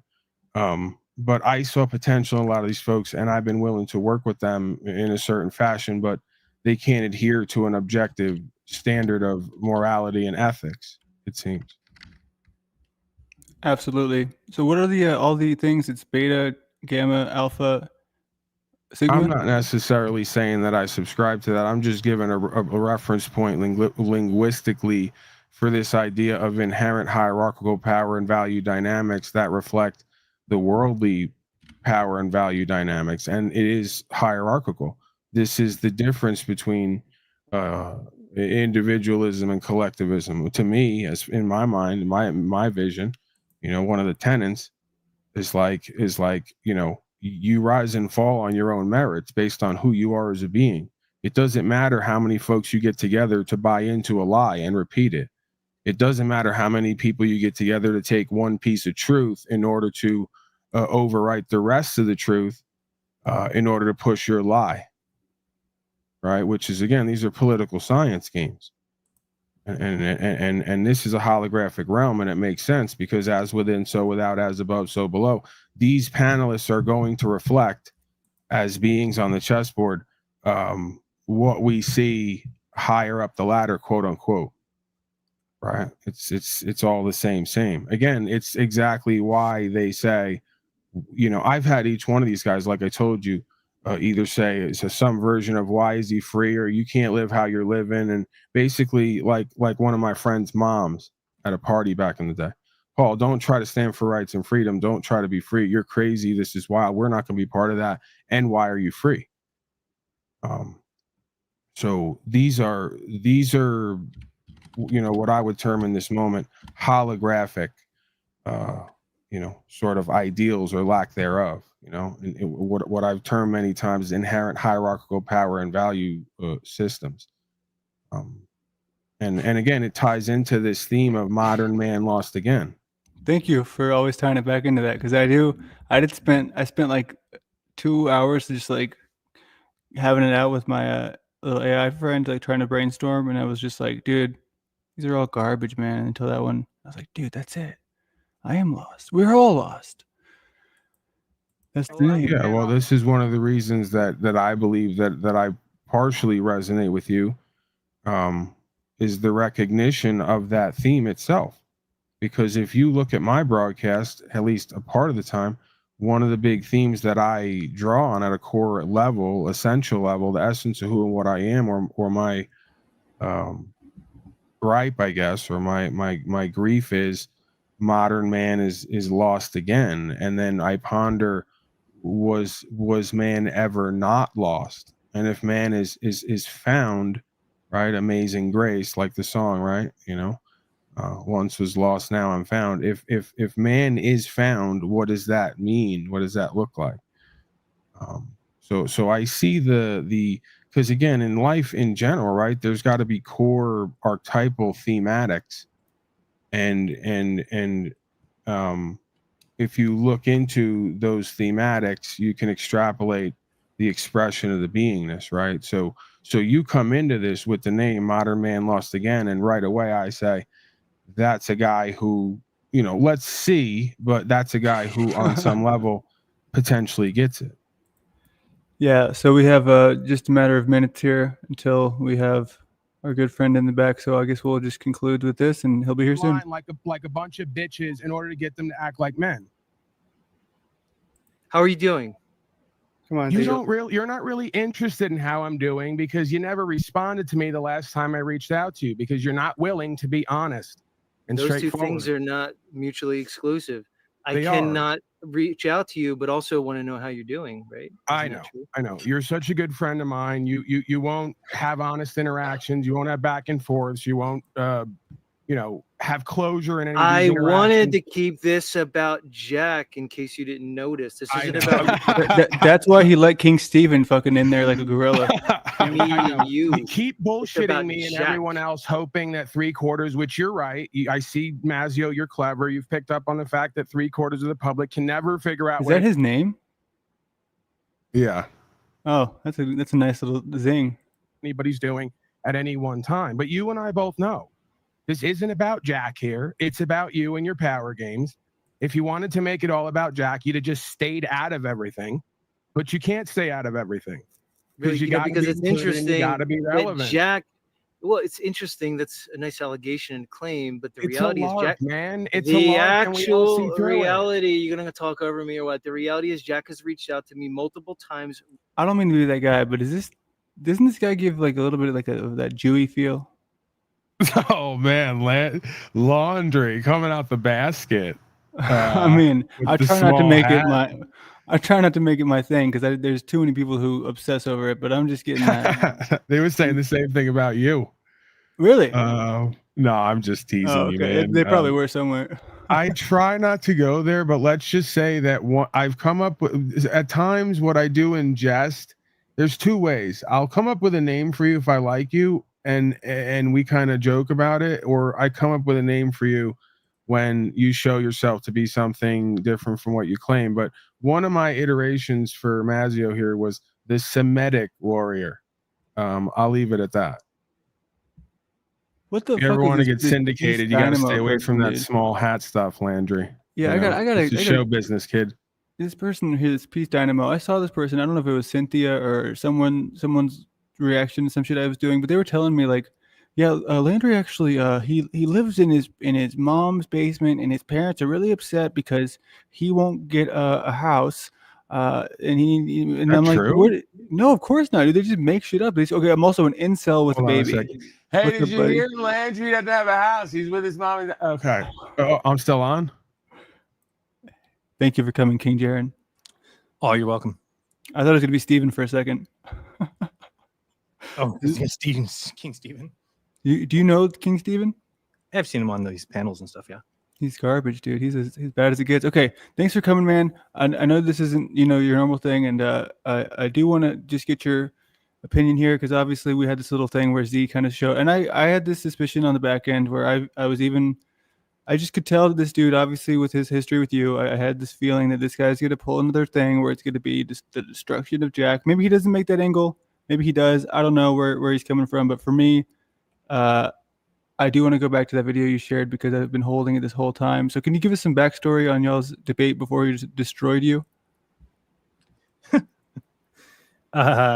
Yeah. So he basically, I guess I was on Nachiketa's show or something and said that, that if I saw the sun circled, that meant that the A map was falsified. And then he was on a show with Nachiketa after that a couple days later and said something like, oh, I do think we'll see a 24-hour sun down there and it doesn't matter to me, or it doesn't make a difference to me. And so then I on my show was saying something like, how could you say that? Makes no sense. He's just, and then he called me and wanted to come on my show because he said, you're talking about me behind my back, so let me come on the show. And I'm like, why don't you tell me what your answer is to my question first, which is, how could you say that? Like, what do you mean that it doesn't make a difference to you? And he said, no, I don't want to do it on the phone. I want to do it on your show. And I was like, nah, I'd rather not, because if you can't even tell me the reason right now, then I think you're planning something, And he's like, oh, you're just afraid I'm going to bury you on the show. And I'm like, whatever, dude, come on the show. And thought maybe I'd give him the benefit of the doubt. And then he showed up and was just ridiculous. He actually says throughout this interview, or at least the beginning of it, I remember, that I'm trying to say to him, okay, can we agree that the sun goes around the earth in 24 hours? And he's like, no. I'm like, dude, okay, what I'm saying is if we're in California and I see the sun at noon and it's in my south, 24 hours later, it's going to be in the same spot, right? And he just wouldn't even concede that. So I was already pissed at the beginning because I'm like, all right, what did this guy want to do? So he basically comes on the show and just explains to everybody that the sun is apparent, that the sun is a mystery, that we don't know what the sun does, even though we know what the sun does every fucking second of every day. This guy wants to tell people that we don't know what the sun does. So it's devolved into stupidity now. People are so stuck on the flat earth that they will make the dumbest argument ever. They don't care. It's not like it was when it started. Flat earth is garbage now. It's garbage people, garbage content creators who are liars, who can't research a damn thing. And they've gotten a lot of people stuck in a belief that now they've married with religion, they've married with Christianity, and it's tough for people to get out of it. Sucks for people that are stuck in there. So is this the first time that Paul Unslaved and Jaren have ever been on a panel together? Is it true or false? Who, Paul wasn't on that show? No, I'm just saying at any point. In the past. Sorry, no. I'm not familiar with Jaren. I've only heard Jaren's name because of this character. Yeah, I've seen you on a couple of panels, but no, I've never been on a show with him.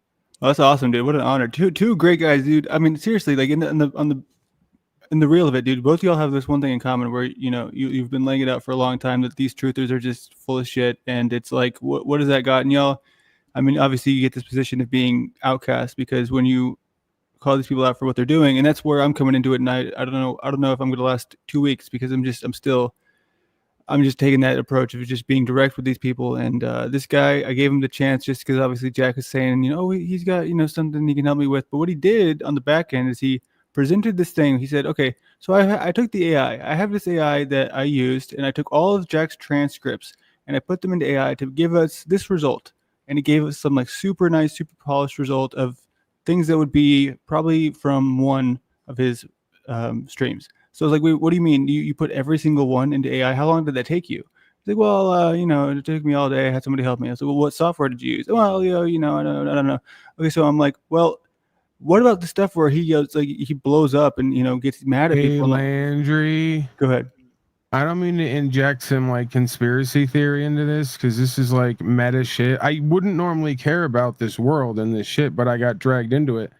This guy says he and people he know are at January 6th, something along those lines.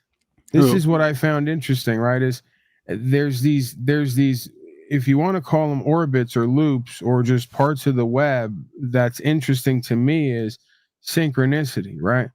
Is you start to find out that these people seem to run in the same worlds.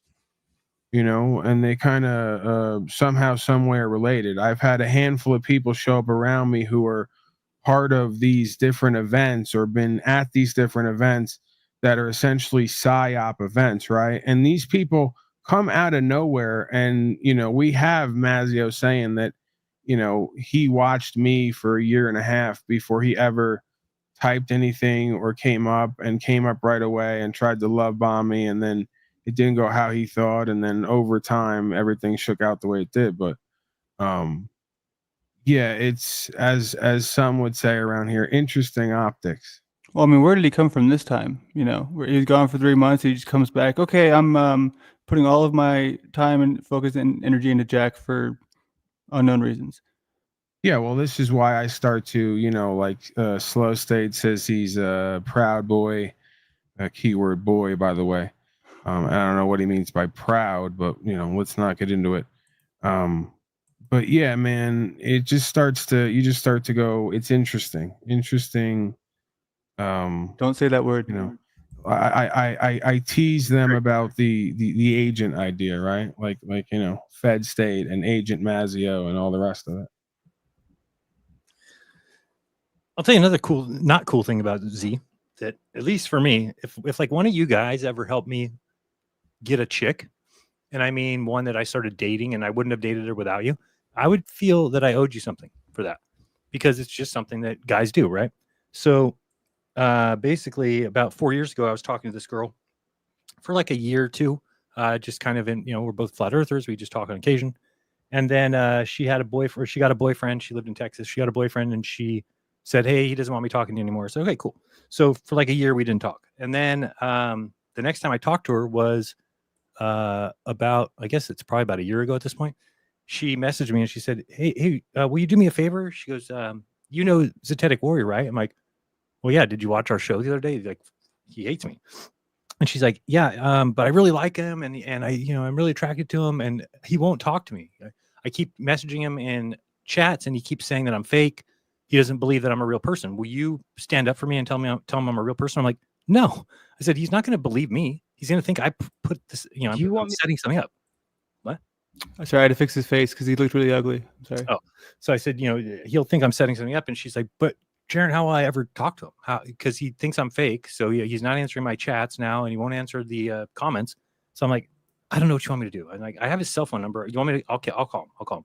So we're already fighting. And I just text messaged him and said, Z, you know that girl so-and-so that you keep thinking is fake? I'm like, I've known her for 4 years. Here's her Instagram. She's a real girl. You know, I don't know what to tell you. She's a good, nice girl. You should talk to her. She's interested in you. So he texts back like, oh, I appreciate it. So then this is the weirdest thing of all. So then she messages me like a couple hours later. She goes, we're talking in a few hours. We're going to talk. We're having a conversation. It's like, okay, cool. Then the next day, she messages me and says, he's coming to get me. I said, what do you mean? She goes, I'm going to move in with him. He's coming to get me. I'm like, yeah, right. Like, what are you talking about? She goes, he's coming to get me. He's driving here from New Jersey right now. I'm like, you live in Texas.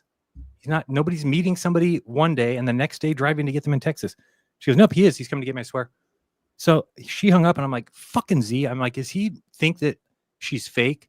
So now he's like playing this game with her that he's going to tell her he's going to go. I'm like, that's not cool. She's a real chick. And now I'm pissed. Now I'm like, what the hell's going on? So I call Z. I'm like, Z, dude, that's a real chick. I'm not joking around with you. And he's like, I know. I like her. I'm like, oh, well, she thinks you're going to fucking Texas to get her. He's like, I am. I'm like, what? He's like, I am. I'm like, more power to you guys. Guess what? They're still together as far as I know. But after all that, then they wouldn't even be together if it wasn't for me. The guy fucking dogs on me constantly because he's jealous or I don't know what's his problem. They have nothing better to do. They don't talk about anything important. They just, whatever their chat likes, they just keep doing that. I mean, that's maybe where, you know, Paul might have kind of the same view I have, that I always want to be true to myself and not care what my chat wants. Well, that is the worst recipe for getting viewers on YouTube, right? It's the best bet if you want views and you want your channel to grow is to basically become who your chat wants you to be. And I think that's what, you know, Zetetic Warrior is like. I don't even know if he believes the Earth's moving up. If he does, he's retarded. But if he thinks that, then it's, you know, or if it's funny that that's what they believe, and they'll never not say that now because they've already. Well, everybody gets a choice, right? Just like in life, everything's a reflection of life. You get a choice on YouTube. You honor who and what you are, for better or worse, and you cultivate an audience that reflects who you are, better or worse. Or you tailor make yourself to be what the traffic will bear, so to speak. Based on, again, what your motives and intentions are in life. And again, this is how we deduce in criminology who's criminally minded and hearted and what their motives and intentions are, probably. And then again, all you have to do is press these people and they come right out with it. I've done it with all of them. I've gotten them all to admit under pressure who and what they are. You know, they literally will say it. Yeah. So for me, I mean, none of these people impress me. I'm not impressed by Nachiketa, not impressed by Z. I mean, Z, I think when Rose told me to check out his channel, there was like a period of time, maybe a month, where I thought his shows were worth watching. This is probably at this point, 1.5 years ago, maybe 2 years ago. That he was, you know, having some good conversations and at least having some people up. He would be funny. And then all of a sudden he went psycho and just started acting like everybody's an agent. And Karen B's an agent. And it's the mafia. And I mean, it's just so stupid. People need to get over that idea that there's some YouTube mafia in the house. And we you know what does that, bro, is when you start realizing everybody around you, this is what I suspect happens in Hollywood too, because it's all orbital reflections again. Right. When you start to get bullshitted by everybody around you and the people giving you opportunities or the people sitting next to you or the people who are supposed to be down for the cause, whatever that is, you start to get real sketchy. You know, and I can relate to that on some level, but again, it's not for the weak-minded, man. No, you know? It's not. This is not a lot harder than people think. Believe me. And you're right. It really is prison politics in a metaphysical form. That's why I call it the asylum. Yeah. Because, you know, you got a lot of folks with personality disorder who latch onto the idea that they're going to become known for something and be a leader of something. And I go, okay, I'll ride with that. Personality disorder aside. Now show me what you got. Right. And it's all gossip, drama, looping, latching onto other people, you know, no solutions. And it's none of these things none of these things are actually useful in the real world, right? None of these called skills. They're they act tough. They act like they're big and they're not. I mean, these are just people who live in their mom's basement, and like me. But that's what they are, and then they think that they are somebody. The internet makes them somebody. Jake the asshole, for example, he's a nobody, but he can portray himself on the internet in a way that gets views, and so he thinks he's somebody, even though he's still nobody. Excuse me. So it's just a whole bunch of characters like that, and they have no loyalty at all. They will be friends with you every day for months and months and months and months, and then all of a sudden will turn their back in an instant because it's whatever benefits them at the time, right? So if you are benefiting them along, okay, I'll keep you right here. And then the second that they see anything that they'll throw you right under the bus. They don't give a shit. And that's why in real life. You were the dude who the money thing came out or whatever with Laundry up here. And I think it's good because it just proves to me, I already did the synopsis and I already did it before you came around. It just cements it. The fact that you could pay this guy whatever the amount is part of the reason why they're hating on you, because this is the same old story, right? This is the power dynamics we see. Here's the way that I operate. So I didn't have time to do and I don't like to watch my own show and make clips of my own show. I don't have time to do that. So Landry reached out, said, hey, can I do it? So yeah, send me a copy, see what it looks like, and then we'll talk about pay. So what I basically told him is, hey, I'm making X amount of money on YouTube, which I think at around the time was like $2,000 a month. And I said, if whatever you get over that amount, you make. And that's me being a nice guy because I want him to get paid for what he's doing. And so if he moves that number up to $3,000 a month, well, he is the reason that the extra $1,000 is coming in. So he gets that $1,000. And then also he's directing more traffic to my channel. And that's where I'm ultimately benefiting, right? So it's not like I need that $1,000 that he's going to make that's extra. No, that's money that he made because he made the videos. However, what he's doing by putting those on my channel is just getting more views and getting more people to sub. So that's the kind of way I operate, which is fair, which is balanced. I try and make people get what they're worth, whereas everything else in the world is just scams. You scroll through Facebook or something, every fucking ad is a scam. It's all oh, come to my training. I'll teach you to sell houses. I'll teach you to be get girls. Everything's just scam. Everybody's scammy. Every video now you get like, oh, I brushed my teeth with this purple stuff. All a lie, all fucking fake. And, no, not the purple stuff, man. I just bought that. Don't tell me that. Your teeth will still be brown. I'm telling you. Oh, all right. I don't think you just wash your mouth out and then all of a sudden it's like, oh, there goes all the brown. Look at my shiny white teeth. You're gonna upset a lot of people with the purple stuff tonight. Yeah, I'm sorry about that. Or they have those little 93-cent Viagras. It's like, and you just know guys are just buying them like crazy, or else the ads wouldn't be there. So let me ask you this, Sharon, because I've heard your name because again, it's real easy in these circles to figure out what the move is. Yeah. If you know life, which I guess few people do, so these folks take advantage of that. But where do you stand on rights, freedom? My tagline now, it sounds like almost branding because the way I say it: rights, freedom, principles, spiritual faith. But where do you stand on I'm just kind of curious if Landry wants to let me. Hey, no, I'm enjoying this. Honestly, hosting this. I mean, we don't even have to bother with this. We can do it another time. The Z thing, if y'all don't want to. I'm really enjoying hearing y'all talk because I think y'all are both really good shining stars in this really shitty space. So go for it. Yeah, and we can watch it. At least we'll watch the first 10 minutes just because you can see how because the whole thing's exactly the same. I'm here for whatever, dude. Yeah, but go ahead, ask whatever you want. So you want to know? I'm just kind of curious. I'm just kind of curious where you stand, politically, and what are your ideas on rights and freedom and kind of authoritarianism or the lack thereof, statism, as I would describe it. Where do you stand on all that? If you had to summarize it. Yeah, I don't know about a summary. I mean, I think it's all garbage. I think that, small government is the way you have to go. I mean, I can't say that should be no government just because I don't think that really can exist, at least in our lifetime, just because you have things like age of consent laws, right? That will always need to be there. We can't ever have a society where we don't have that because men are disgusting and they'll groom little girls for whatever they want. And if we don't have an age of consent and we don't have laws against that, then men will do that. So, in a perfect world, we would have vigilante justice. Again, that's not something I think is going to happen in my lifetime. So it's not really worth worrying about, but you definitely need to put power back in the states. Big government's a disaster. All our money's being wasted. It's all being siphoned to Israel and nonsense. So, that's a problem. as far as spirituality, yeah, they've stolen that from us by creating religions, and religions are the looking into somebody else's experience, right? Whereas it's your experience. That's what's important here in this world. It's not, oh, what did Jesus do? Oh, great, I'll just believe in Jesus and then I go to heaven. Like the fact that anybody believes that, to me, is insane. That we would have a God that would be like, oh, just believe in my son and you can come live for eternity with me. But if you don't believe in my son, you go and burn in flames. And people are like, let's worship that God. I don't do that. So I don't have a lot of people that like me because I don't do what people want, which is cater to their beliefs, right? So people watch YouTube so that you tell them their beliefs are true. So Christians love to come to YouTube and listen to, Sean or whoever's a Christian, tell them that their beliefs are true about Jesus and everything else. And I'm the complete opposite. When somebody comes and listens to me, you're going to have whatever you believe shaken. And people don't like that. People don't want to be questioned on their faith or what they believe in or their religion or anything else or the shape of the earth. I mean, I've learned that the hard way.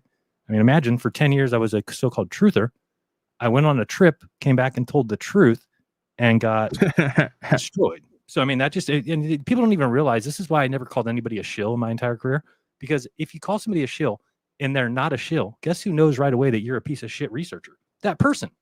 So whenever anybody calls me a shill, it's like I immediately can put that person in the category of piece of shit, liar, and that they are a terrible researcher, and I just don't pay attention to that person anymore. And that pretty much has run the whole YouTube roster at this point. There's not anybody that impresses me. Nobody has good shows anymore. Nobody does a decent job at the show, at least that I see. So yeah, I mean, as far as religion, I believe in a creator. I do think that we're not here accidentally.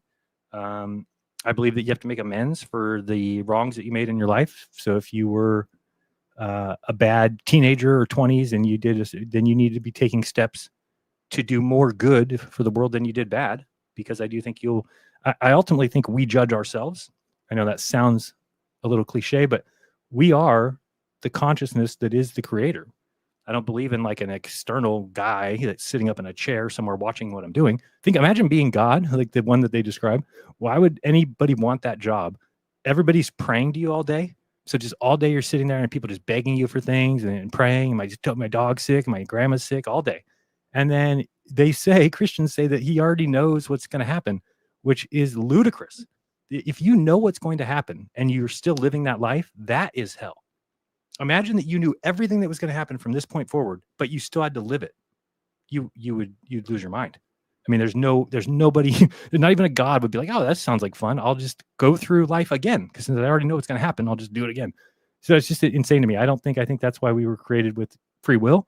Because as soon as you have two free will beings, you cannot know what's going to happen anymore. And that's what God did. Created free will beings who have their own thoughts, their own desires, their own wants and wishes. And so I do think that we'll ultimately be judged by ourselves, meaning like, let's say the day you die, you show up, you're walking in heaven or white light, and then you're going to see yourself and you're going to know in an instant whether you did well here or not, whether you passed the test or not. And I don't know if I believe in reincarnation. I do think there's some evidence of that. So maybe you just go recycle again. You look at yourself like, no, I got to go back. Fuck. All right, we'll do it again. And you go right back into the game. Or, I tend to think that there is something after this. I don't really necessarily believe in heaven, but I wouldn't be surprised if there's another plane of existence that is the next level. And I think that would be a great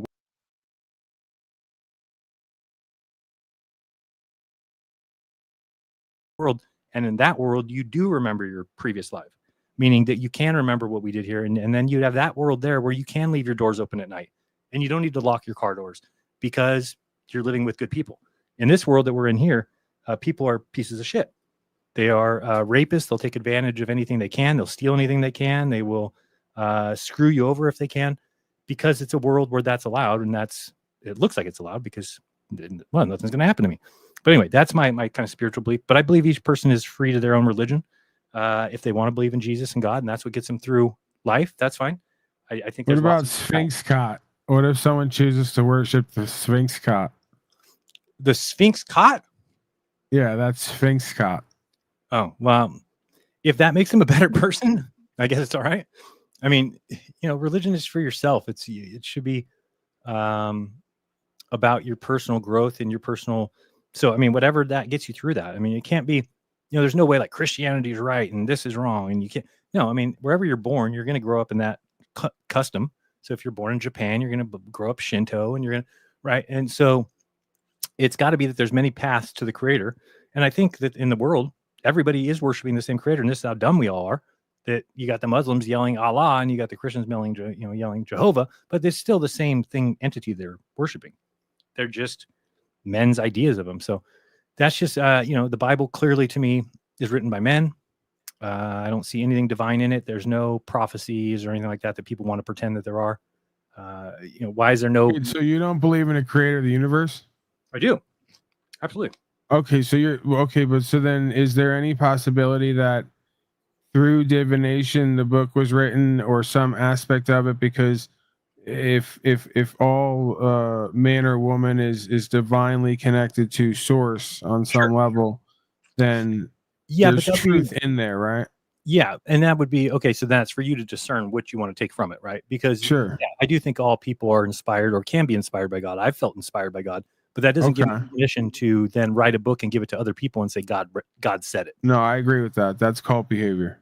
Yeah, totally. So that's my my thought there. But I do think that there is an ultimate creator, a mind that fabricated this whole world or came up with the whole idea. So we are getting to that point where you're hearing things like, oh, it's fractal, oh, it's a hologram, it's this or that. I think we're kind of getting close, but it is still a physical world.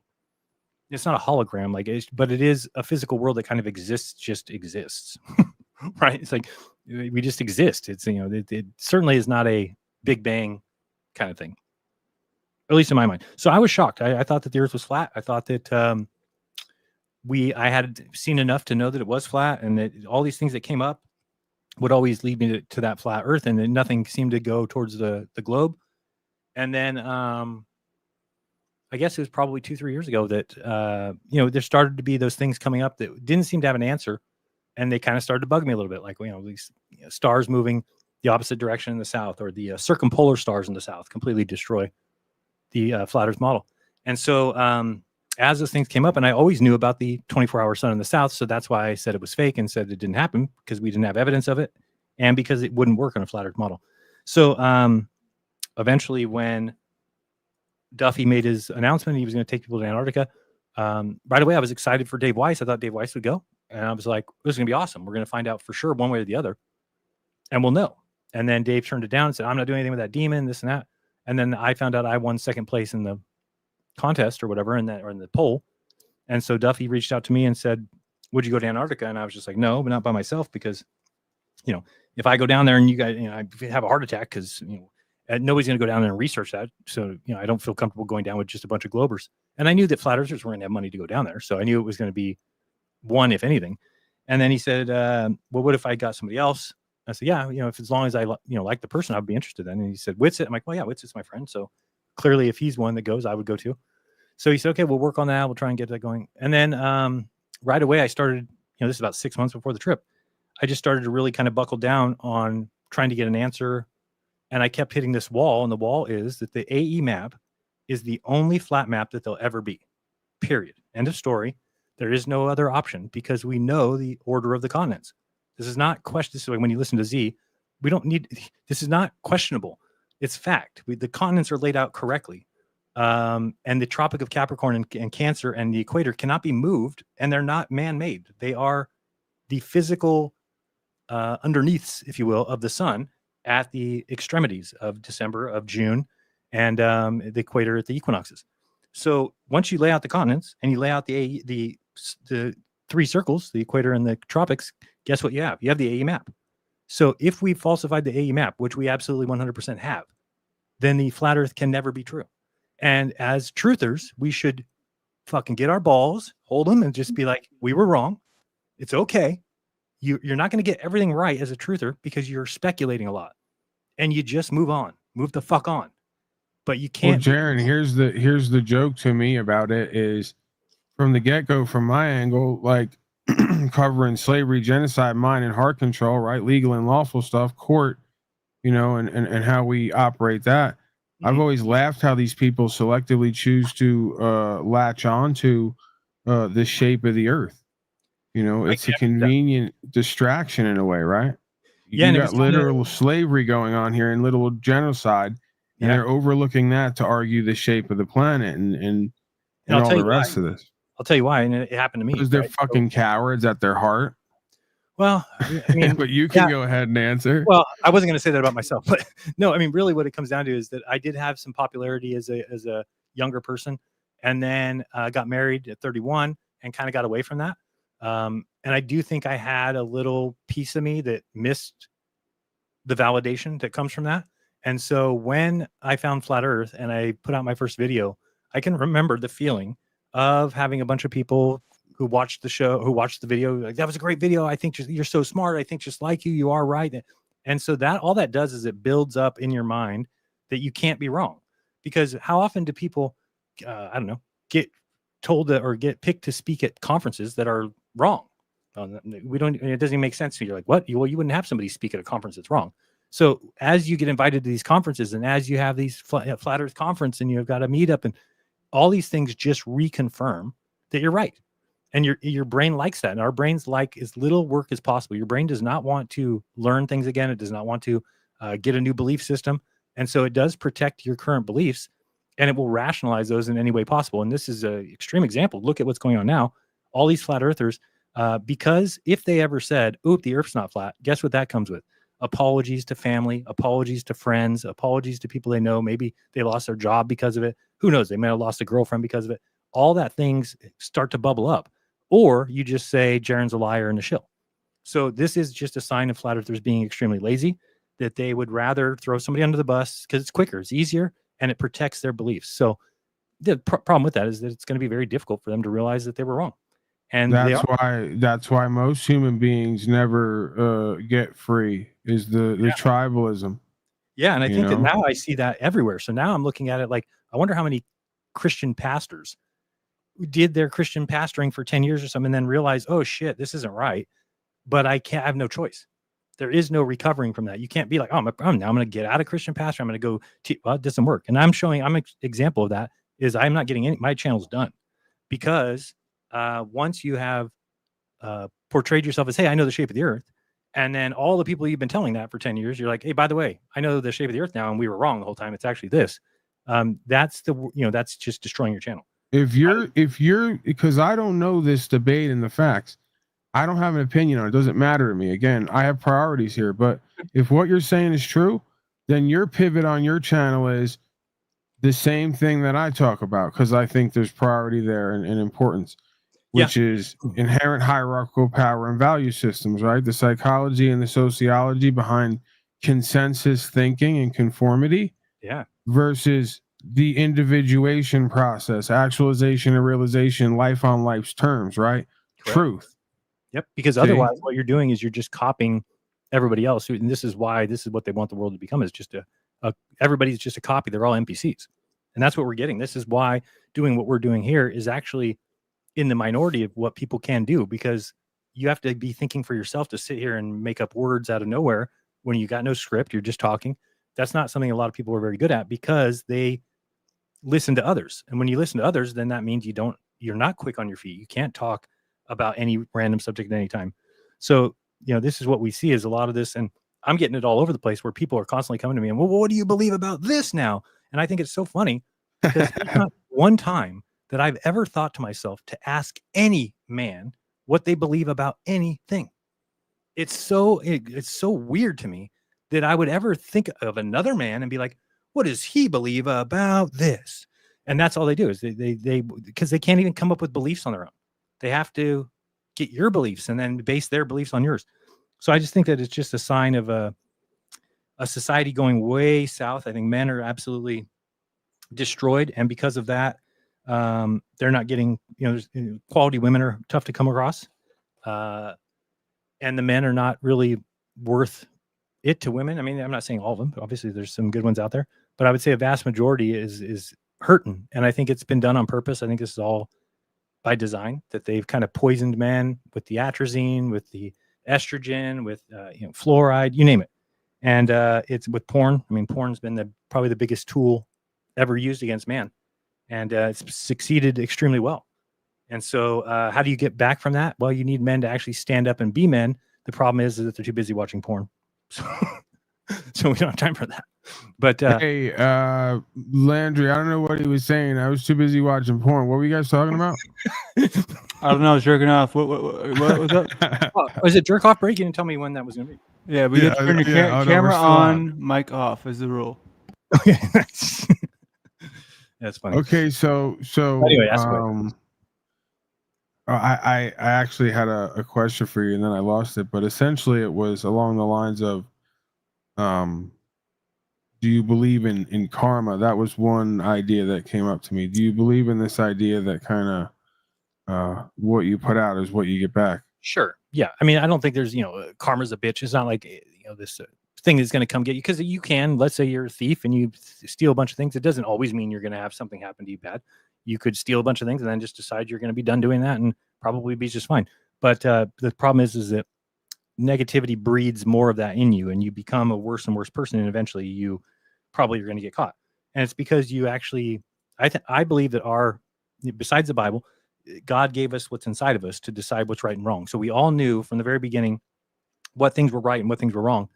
And now we've let those kind of be pushed away from us, but you at least have that conscience inside you. And that's really what you should be listening to. And that's really the arbiter of truth. But when you let the media tell you what's right and wrong, and you let your Sunday school teacher tell you what's right and wrong, then real quickly you can train a child in no time to be whatever you want them to be. And so now we're at that place where most people are state trained, state indoctrinated.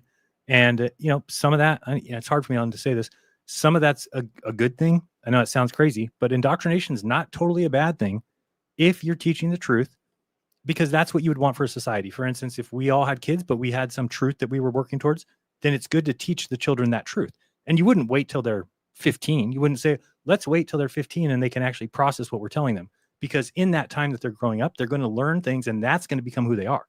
So you essentially are putting that in front of them, saying, okay, we want them to learn these things. Now, we do stupid things like sing George Washington songs, and he never told a lie, and he's the greatest man alive. And you teach children things like that in America, the beautiful and the democracy that we're spreading across the world. So the problem with us is the lies. And this is always going to be the problem. The government's always the problem. Like, I would love self-driving cars if it wasn't for the fucking government. A self-driving car would be fantastic. It gets rid of road rage. It gets rid of drunk driving. It gets rid of falling asleep at the wheel. You can actually do homework. You could read a paper, read a book. It would be actually beneficial to humanity, and we wouldn't have accidents. We wouldn't have any accidents anymore. And yet we can never reach that because we have a government that if they don't like you, they'll fucking drive you off a cliff. So then you can't have self-driving. I'm not going to get in a self-driving car because I don't want to be driven off a cliff. So it's a lot of that is always the government. If the government is good, then life is easy and things are easy, and but the problem with it is who wants to be in power? Psychopaths, right? Like, I have no desire to be in control of, well, my wife, I guess, but no desire to be in control of anybody. I don't want to be in control of anybody. I don't want to be anybody's governor. I don't want to be anybody's mayor. I think people should get their shit together and work together for the benefit of society, but I don't think I want to lead. But the people who do want to lead are psychopaths. And what happens is you start to have those rise to the top. And this might be why every, 250 years, pretty much every civilization has crumbled at around that time. Now, I think that this group here is actually doing a better job at getting people to like the slavery.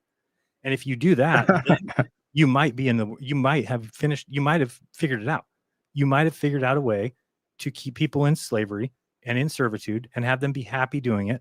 And, and you just go on being evil and wicked and fucking children and doing whatever you want to do because you're just an evil group. And that's why I think ultimately the Bible kind of has done. The Bible has kind of created a world that we live in where evil leads, where evil rules, because that's what the Bible says is going to happen. And everybody thinks it's some sort of playbook to the end of the world, which is just ridiculous. Like Jesus saying, oh, there'll be wars and rumors of wars. Well, why would you ever say that to people? Because all it does is it makes people, when they hear about wars, go, yep, all these things must happen. That's just the wars. So Jesus would never say that. And just like, God would never say, pay taxes to who taxes are due. What are you talking about? How could that be in the Bible? And people are like, oh yeah, that's God wrote that. Well, what if Joe Biden said tomorrow, 99-cent income tax? So you're telling me that then that's taxes due. And so the Bible says pay taxes to who taxes due. So then I just got to go pay taxes to 99% of my income? No, it's ridiculous. And it says, all government is placed there by God. To go against government is to go against God. Ridiculous. If God really wrote the Bible, he would say, all government is placed there by me, but the second they step out of line, you better usurp them. Yeah, You well, gotta this check it is out. where Landry would pull up that scripture because if I remember correctly, like most things, it's taken out of context when people cite scripture to support that idea. No, go ahead. Um, Romans 13. and it's probably going to correlate with the Constitution because again, this is the spirit of the law, and the spirit of the law, the spirit of man, conscience able. So, we would come to an agreement as conscionable, reasonable beings in every situation. If we were rational, quote We should, unquote, yeah. sensible, that if we were going to do governance, it would be a limited governance and we would have pursuit of happiness and property. But that wasn't explicit enough. So I'll read Right. from And you then there's Romans. amendments and amendments and amendments. And eventually more and more corruption, right? Because with any power, there is corruption. So Right. you wind up in a double bind. Okay, great. So what you just saying that is absolutely correct. So then when I read you this first couple verses of chapter 13 of Romans, you tell me if this is what God would write, because God would know what you just said, which is that you're going to have corruption and you need to watch out for it.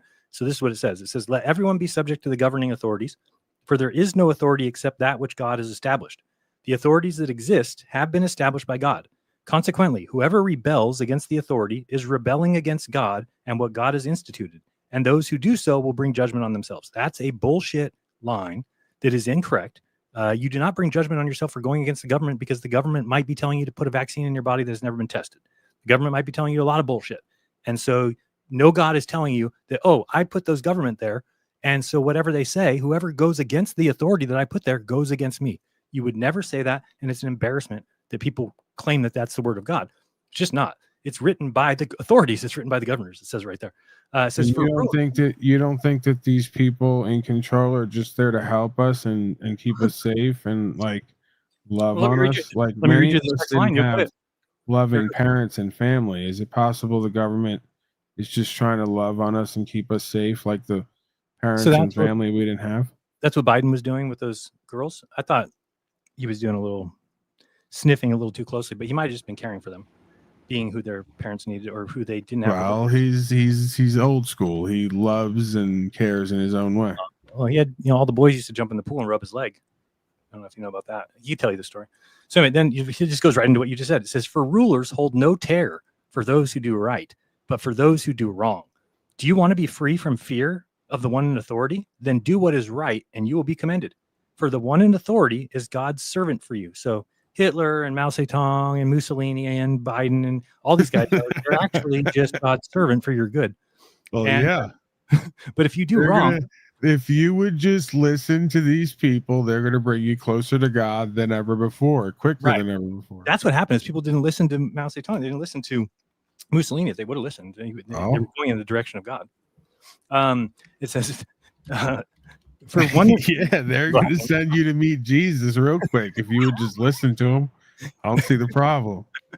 But if you do wrong, say you love Jesus, we're going to send you to meet him. What's the problem? Be quick, and you should be excited as a Christian. You should be excited. That's another reason I've always thought Christianity. It's like, as a Christian parent, wouldn't you be better off killing your child at the age of 3? Because then they get to live in eternity for eternity with God and Jesus. But instead, you're like so selfish. You're like, no, I'm going to keep my kid. And yeah, and he might go off and kill somebody at the age of 16, and then he goes to hell for eternity. But I'm more important. My life here is more important. It's just so dumb. All right, yeah, it's then do what is right, and you will be commended. But if you do wrong, be afraid, for rulers do not bear the sword for no reason. They are God's servants, agents of wrath, to bring punishment on the wrongdoer. Therefore, it is necessary to submit to the authorities, not only because of possible punishment, but also as a matter of conscience. This is also why we pay taxes. For the authorities are God's servants who give their full time to governing. Give to everyone what you owe them. If you owe them taxes, pay taxes. If revenue, pay revenue. If respect, then respect. If honor, then honor. And it goes on and on from there. But that is not written by God, and anybody who thinks it is kidding themselves. That's not what a creator of the world would say. And it also says in the Bible, Peter or Paul, one of the chapters says, slaves, be obedient to your slave masters and treat them as if they are Jesus Christ. The fact that is said, and somebody's I said that on my broadcast, in jest, partially in jest, partially in recognition of the truth. Why slaves who don't know God and trust equity and faith are like the blind leading the blind. They better just listen to the Saturnalian masters here and be part of the collective sacrifice for the rest of us to witness. I guess it'd be better than the alternative. I guess it has to happen that way, you know? Yeah.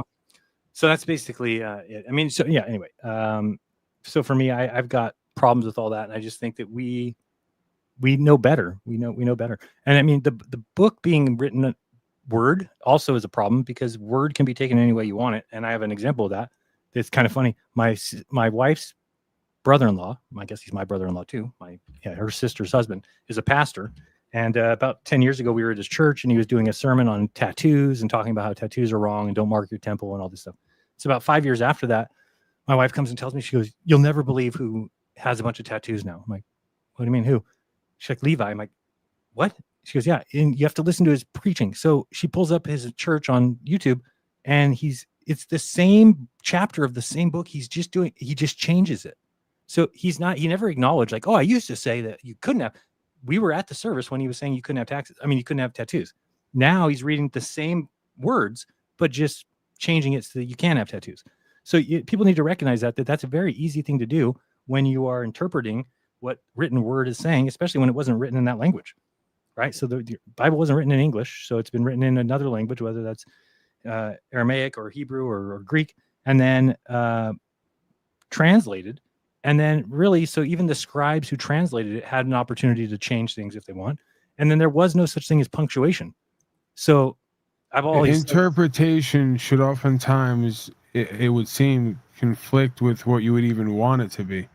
Yeah. Like if you want to get a tattoo, but then you look at it and you deduce, well, this is God's creation and it's as perfect as it could be the way that it is. If you believe that, I mean, I guess the AI models are going to put that to the test. Yeah. But that attempting to try to throw ink under the skin or in the bloodstream of the beingness is in a form mutilation, right? So Absolutely. this would essentially be a blasphemy because you're altering the original supernatural creation and it's not even for some type of enhancement, really. It's just for aesthetics, really. Vanity, you know.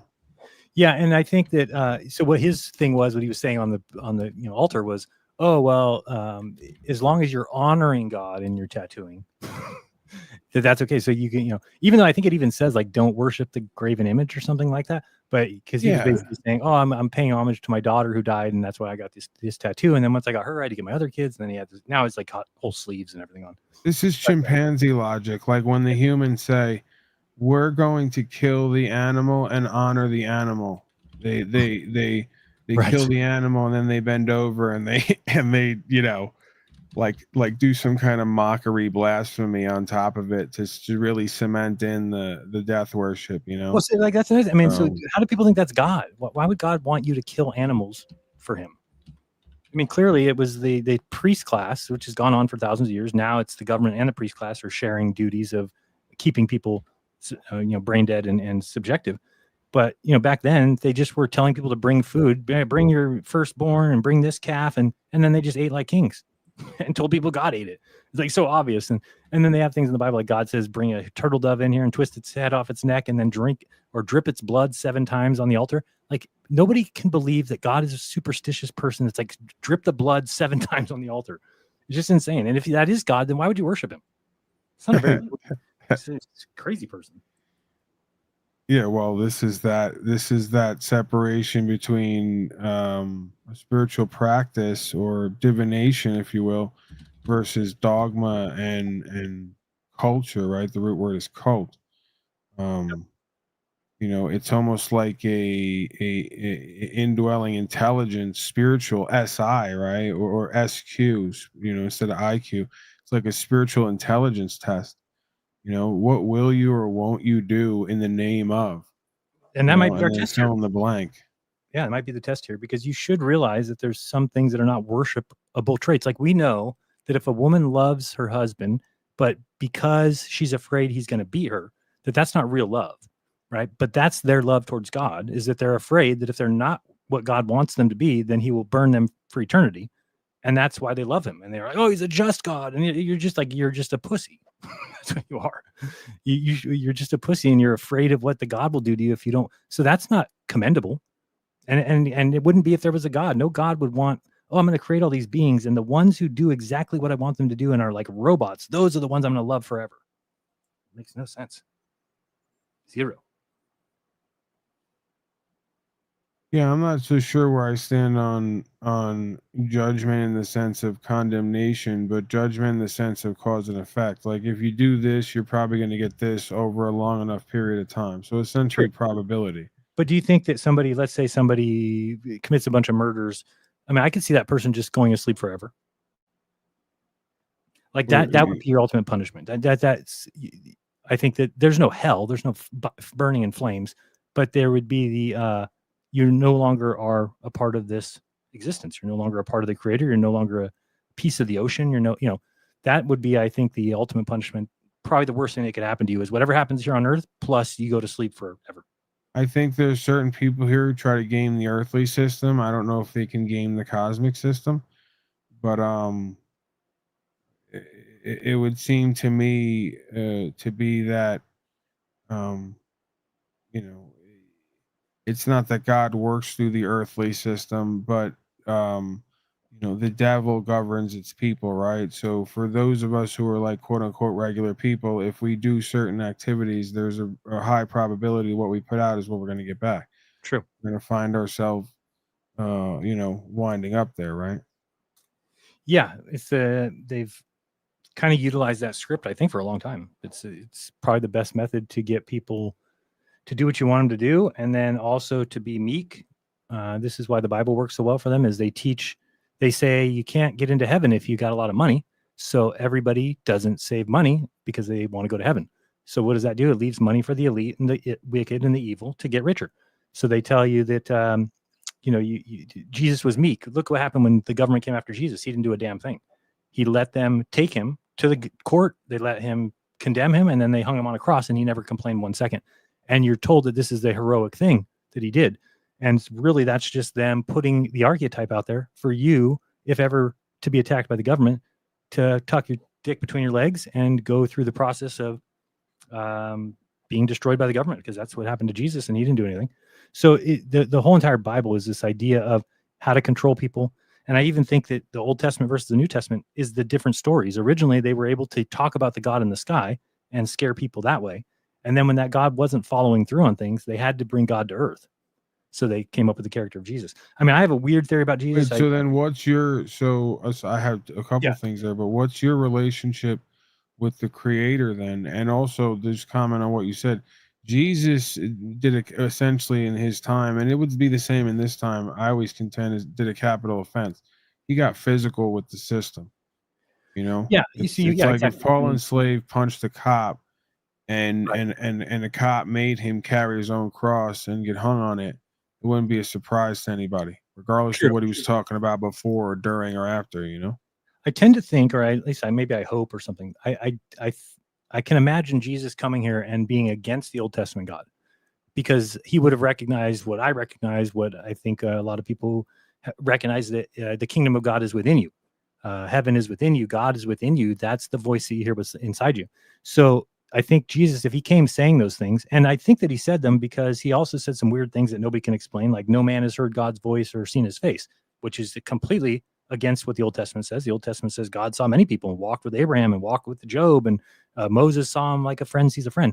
And then Jesus says no one's heard his voice. A ton of people heard his voice. Adam, Eve, Satan, Lot, you name it, all these people. So why would Jesus say that unless he actually didn't believe that the Old Testament God, which by the way is the God of the Jews, Jehovah, Yahweh, a wicked God, a murderous God who kills and floods and drowns babies, and then also he is like jealous and vindictive and angry. So it doesn't seem like that's the God, the creator of the world. So if Jesus did come and said anything like that, then the Jews would have killed him. And then if they saw the power in him, then they would have used him as a way to get people to worship their God, which isn't that what has happened? Is that now Jesus is considered to be God. He's like, he's one in one with the Jehovah. So, and that can't be true because they're completely different people.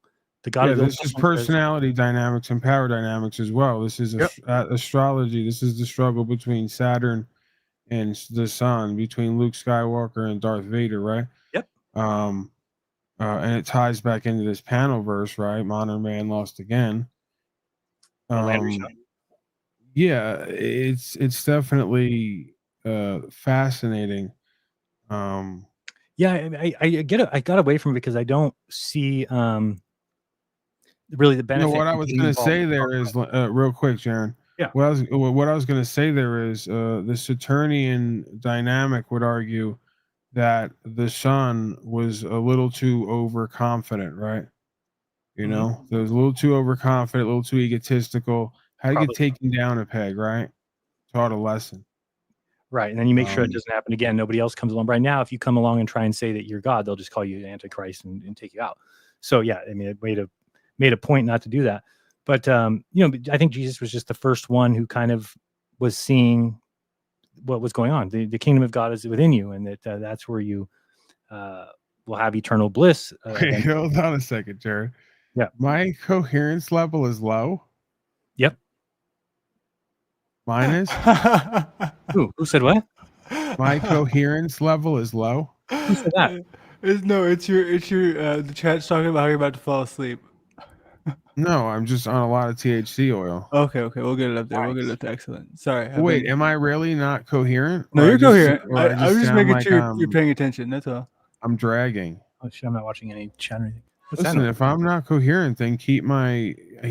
Am I really that out of it? He seems to be responding to me and knowing what I'm talking. No, dude, I'm just giving you a hard time. Don't worry about Fuck you, chat, and fuck you too, Landry, for putting me low on the coherence meter.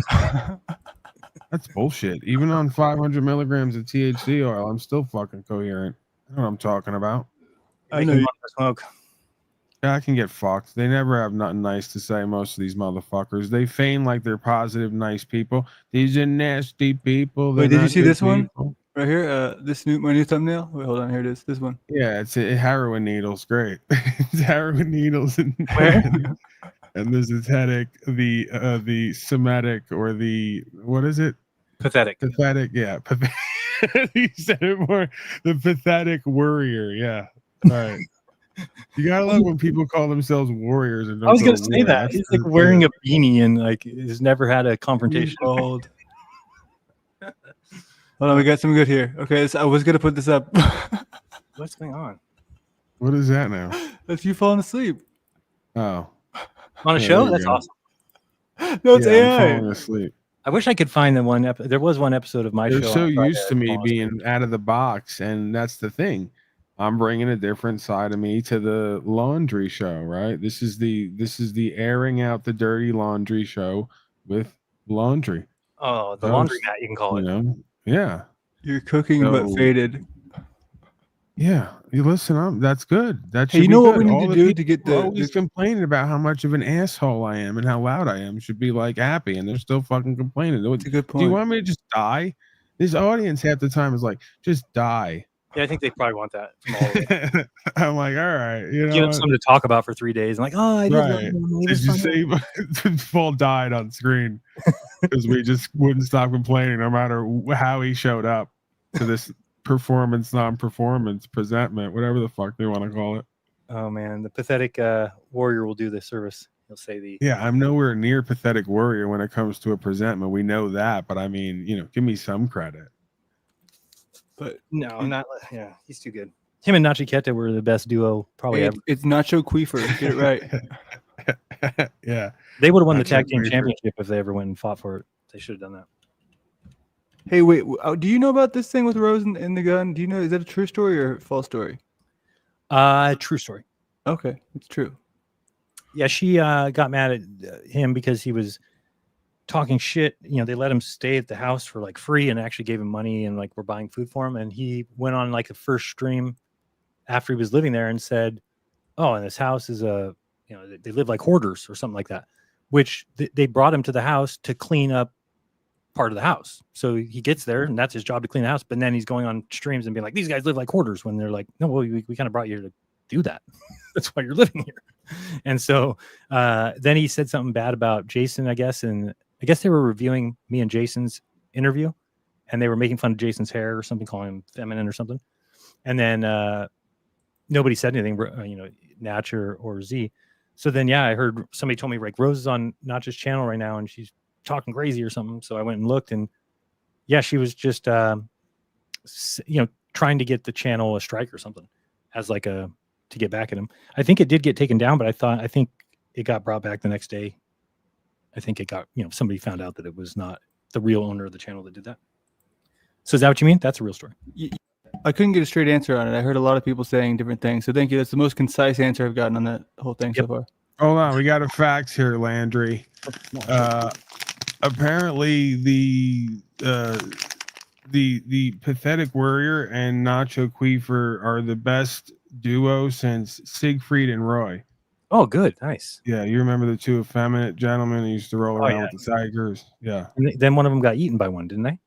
Well, yeah. I mean, that's exactly what happened with the broadcast and the truth and the people. Right. And came up right behind him and ate him up. Ate him up. It wasn't a white tiger this time, though. It was different. Rose's couch ate up Nacho Queefer, from what I understand. I only heard about it. I wasn't there.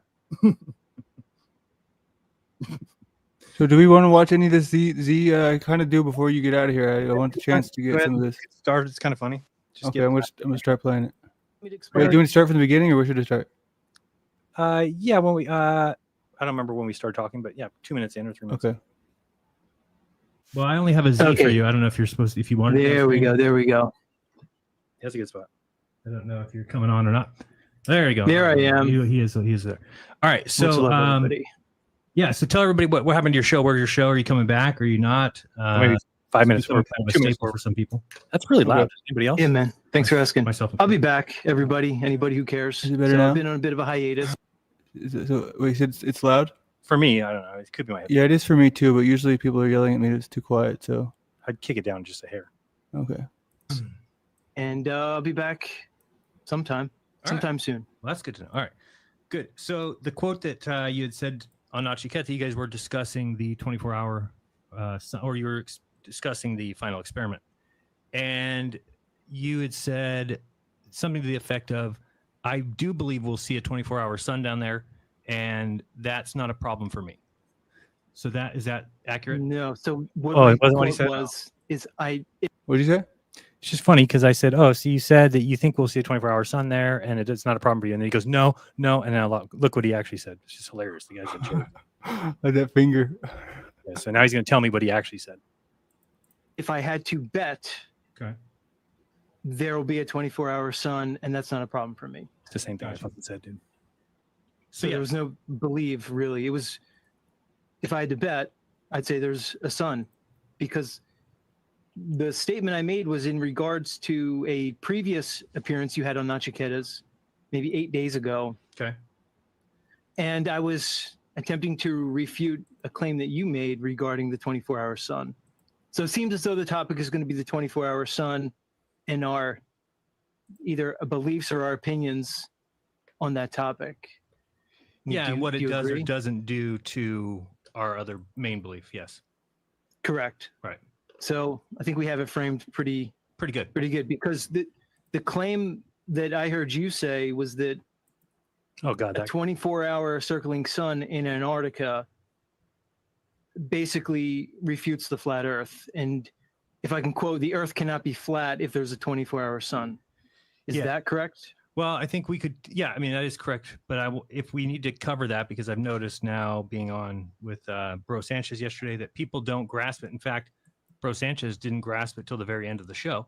Took him 3 hours until he finally got what I was saying. And then he's like, "Oh, they say that's going down?" And I said, "Yes." He's like, "Oh, no, that's not happening." So I'm slow Sanchez. Want to take it step by step if we can, just so people recognize. This is the funniest part. It's not jump. It's not just a matter of, oh, we see this and therefore all flat maps are gone. Because it started out with first, does a 24-hour circling sun in the south debunk the AE map? What would you say about that? Does it debunk the circling sun azimuthal equidistant Gleason's map? In your mind. So your question is, does the circling sun debunk the map? Yes. Correct. Is it render it false? Its spirit animal would be like a chipmunk, right? Anyone else getting that? Well, beaver. I guess my question would be, why the false binary Rat. to start off with? Rat. Well, it's not necessarily a false binary. How is What it a I'm false saying binary is if you're asking if something is true or false? If we have a map and we say, okay, this map is the map that most people go by or whatever, and then we say there's an observation, and the observation we go and we make it, and the map itself doesn't allow for that observation, does that not debunk the map? Don't we go by? Short answer. Yeah. Short answer is no. Okay. It does not debunk the map. And why would you say no? Well, I mean, we can get into it. I mean, we can go way That's into why I it. asked you. That's why I asked you. The first question I would have is why would I have a need to ascribe my reality that I exist in? Why would I ascribe that to a map, which is basically a projection of that reality? So we can get into it. I mean, sure. Could you? What is a map other than a I'm projection already getting frustrated. based on a gridded layout of longitude and latitude? So is a map reality? Well, maybe we can start there. No, I don't think so. But again, if there's something on some port of, if the map's pretending to be reality, right? If the map is claiming to be the way the world's set up, it doesn't have to be that. It's just I'm saying if that's the claim, which sure we can say, oh, flat earthers don't make that claim. Then they're making no claim to how the world really works at a base level, which is where you would start with the place you live, with how is everything set up, how's the continent set up. I don't believe if you can't get past there, then I feel like the flat earth would never go anywhere. If we basically just said the Earth's flat, and somebody said, "How does everything work?" and you said, "We don't have any idea how anything works. We just know it's flat," and that's it. Jaron, is it okay not to know how things work? Sure. How about we go like this? What are we claiming? I'll give you my claim. Okay. The Earth is flat. It's the only claim I make today, and it's the only claim I ever make. The Earth is flat. That's the only claim he will ever make. He's never made another claim ever. And it's so dumb because why would anybody think that gives you permission to say anything? Your claim is the Earth's flat. That's all you got, and you think you should be able to be allowed to talk and people should listen to you and like follow you? What are you talking about? If that's the only thing you say, then good, we've heard it. Go away. Let me piss everyone off here. Until someone goes to the edge of the fucking galaxy or wherever and takes a picture, and even then, it's still going to be suspect. I don't believe anybody knows exactly what the shape is. So the game here is, if you claim anything absolutely, you're wrong. Or maybe you're partially right, but partially wrong, because it might be flat and a circle somehow, if that even makes sense or is possible. Yeah, I don't know if that is. I mean, again, if we want to go the route of those things are possible, then you're right. I mean, if things can be this and be that, but I live under the non-contradiction rule, which is things can't be this and that. You can't self-contradict yourself. It doesn't, nothing in the world exists like that. So I do think that there is an objective reality. And I used to think that the Earth was flat objectively. And then when you go down to Antarctica, when you're at least in Punta Arenas and you see the sun to your south, and you call somebody in Australia and they say the sun's above my head, at that moment, you do know the shape of the Earth because you're looking south and Australia is behind you 30,000 miles. So how the hell is it getting the sun unless what they say is true, which is, it's just shining on the other side of the ball. Australia is on the other side of the ball. And that's exactly the direction the sun goes. It's where it sets. Everything is exactly what the heliocentric model calls for as far as what the sun does. I mean, everything is answered. The sun going backwards, the being upside down, the moon going backwards, the stars going the opposite way. All that is answered with one simple word, sphere. It answers it all. Now, I didn't think that I thought the South was a lie. I thought there was no 24-hour sun. I thought that there was no celestial pole. I thought that the stars didn't go the opposite way. I thought that there was all kinds of problems. I thought that the Earth expanded when it went south, not, what do you call it? Descent. No, it accumulates. What is the word? The lines of longitude, they reconverge at the South Pole. So actually think about the difference of that. I was doing the numbers tonight. So at this 37 South, okay, so 37 North is where I live here in California. And it's 20,000 miles around that circle of latitude. Okay. So isn't it crazy that at 37 South, which is the opposite, it's exactly the same. The distance around the South tropic or the South 37 degrees is 20,000 miles. So what we have is an as above, so below. The North is the complete opposite and inverse of the South. It's incredible because if anywhere you go, no matter where you are, let's say you're at 45 degrees North. If 6 months later you go to 45 degrees South, if let's say you drew the picture of a sunset at 45 degrees North, if 6 months later you go down south and you watch the sunset from there, you would look at your drawing and it would be wrong. You'd be, what's wrong with this? And if you just flipped it upside down, boom, now you see the exact angles. Everything is perfect. Okay. So I thought it was pear-shaped. It is pear-shaped, but again, people don't understand that when he's talking about that, he was talking about the bottom is like 14 miles bigger than the top. It's nothing. The Earth is huge. It's 4,000 miles in diameter. I mean, in radius. So what that tells you is that you would not see, it is pear-shaped in words and in math, but not in what you would see. The Earth is huge. You would never see a 14-mile difference. So anyway. Right, but you can't conclusively prove with firsthand knowledge that the Earth is anything. Like you could stack evidence a mile high of any claim. I'm sure there's evidence a mile high that it's round, and I'm sure the flat Earth folks will claim the same thing about it being flat. But they don't have an answer for what the sun does. And that's the most important thing in the world. If you don't know what the sun does, then don't expect anybody to ever believe your theory, because you're just making shit up. I mean, I could say we live on the back of a Ford Bronco that's a really big, and then people would be like, well, how do you know? Like that? Yeah. And they'd be like, what's your evidence? More. I just say, no, we just live there. This is where we're at. So you can know. You don't have anything behind that? Well, you got like a 12-inch subwoofer back there too. So that's earthquakes. Whenever you feel an earthquake, it's just a subwoofer, and you do get some rattling of the license plate occasionally, but it's pretty nice. Anyway, I do think I think I want to get or you can say whatever you want, but I think that the problem that this truth community has had is that once you're so far in the truth, you stop knowing the truth, and so you don't have a truth anymore. The flat earthers or your truth community people, they don't have the truth anymore. They don't know the truth. They are at a point now where everything is a lie, and the news tells lies, and everybody lies. And if you get to that point, then you start believing in a Mandela effect. Then you start believing that reality can be shaped, the past can be changed. And I think that's a great design by the elite, because they want people to think that, because it just makes you not in touch with reality. I mean, reality is that the past is the past. There's nobody going back and changing Monopoly boxes. There's nobody changing old VHSs. It is clearly a misremembering kind of a deal. Is there ones I can't explain? Sure. But that's part of why it's a Mandela effect. It's not because somebody's going through our reality and changing it. Now, people might think, well, that's wrong. You don't think on a spiritual enough level, and that's just not the case. Spirituality is not changing VHS tapes. So the fact that people have devolved into that, thinking that, oh, God's showing himself by changing the field of dreams from if you build it they will come, to if you build it he will come. It's just so dumb. I just can't see why anybody would think that. And I got this slap in the face right from the beginning of the Mandela effect, because I was into it for like 2 days, just like so into it when I first heard about it. I was like, I took these ones to my wife. I'm like, did you know that it's Sex and the City? And she's like, yeah, Sex and the City. I'm like, yeah, it's not Sex in the City, Sex and the City. She goes, I know. I said, what? And she goes, yeah, I watched the show, Jaron. It's about a girl who writes an article in a magazine called Sex and the City, because she lives in New York, and that's the name of the article. So I'm like, oh. And I was like kind of shocked, like, okay, well, I thought that. So I went back on that show. I think it was with Brian Stavely. It was like, my wife said she watched that show, and it's called Sex and the City. And then he's like, oh, I got to call. I forgot what the guy's name is. There's this guy that helps at all the conferences. I can't remember his name. He does the audio. People might know who I'm talking about. He does the audio at the conferences. Anyway, they're like, he worked on the show, so we're going to have him come talk to him. Like, what? So this guy who supposedly worked on the show comes and says, nope, it was Sex in the City when I worked there.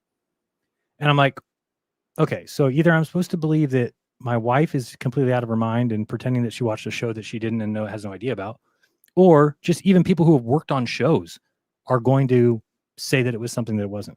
And it just kind of taught me a lot about that kind of thought process. And so I don't like the idea of saying that. Wait, so you're saying these people said it changed mysteriously, or they didn't?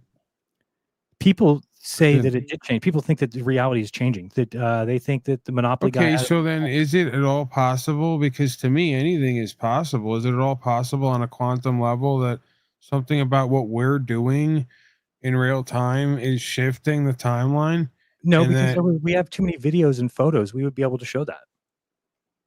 What you're saying then is that somebody's going through and erasing our photos, and nobody knows about it, and nobody sees it. And then the things that they even go to, they start saying. No, I'm not saying somebody. I'm saying that we're in a universe that is electrical and is reflective of whatever we see in front of us. So it may just be like a computer, and based on whatever we choose, somehow the program rewrites itself. And that might be true, right? For the future, right? So we can write our future, but you can't change the past. if you could change the past, there's so many paradoxes that come into that. You could actually affect things like people would just disappear from in front of your face because something happened in the past that we changed and that person wasn't born. So we know that doesn't happen. Nobody's ever disappeared in front of somebody's face. So you can't. The paradox of that tells me that's not true, bro. Nacho Queefer, like ever he since he was disappeared. on, He did go away. yeah, I don't know where we just the people have been saying, where's he at? I heard he's going back to the Himalayas. Oh, there you go. It's possible that we went back in time in history and something happened, and me and Mazio didn't fight, and then Nacho Queefer poofed out of existence. I'm just saying it's possible. Here's the easy thing for me. You can always get me on anything because I just say, show me the evidence. If you've got evidence of something, I'll change my belief right now. I'll be a flat earther tomorrow if somebody just explains the fucking sun. They can't and they never will, but I'm open to it as soon as somebody can explain it. The problem is that for 8 months, 9 months, you in the globe. Look at you.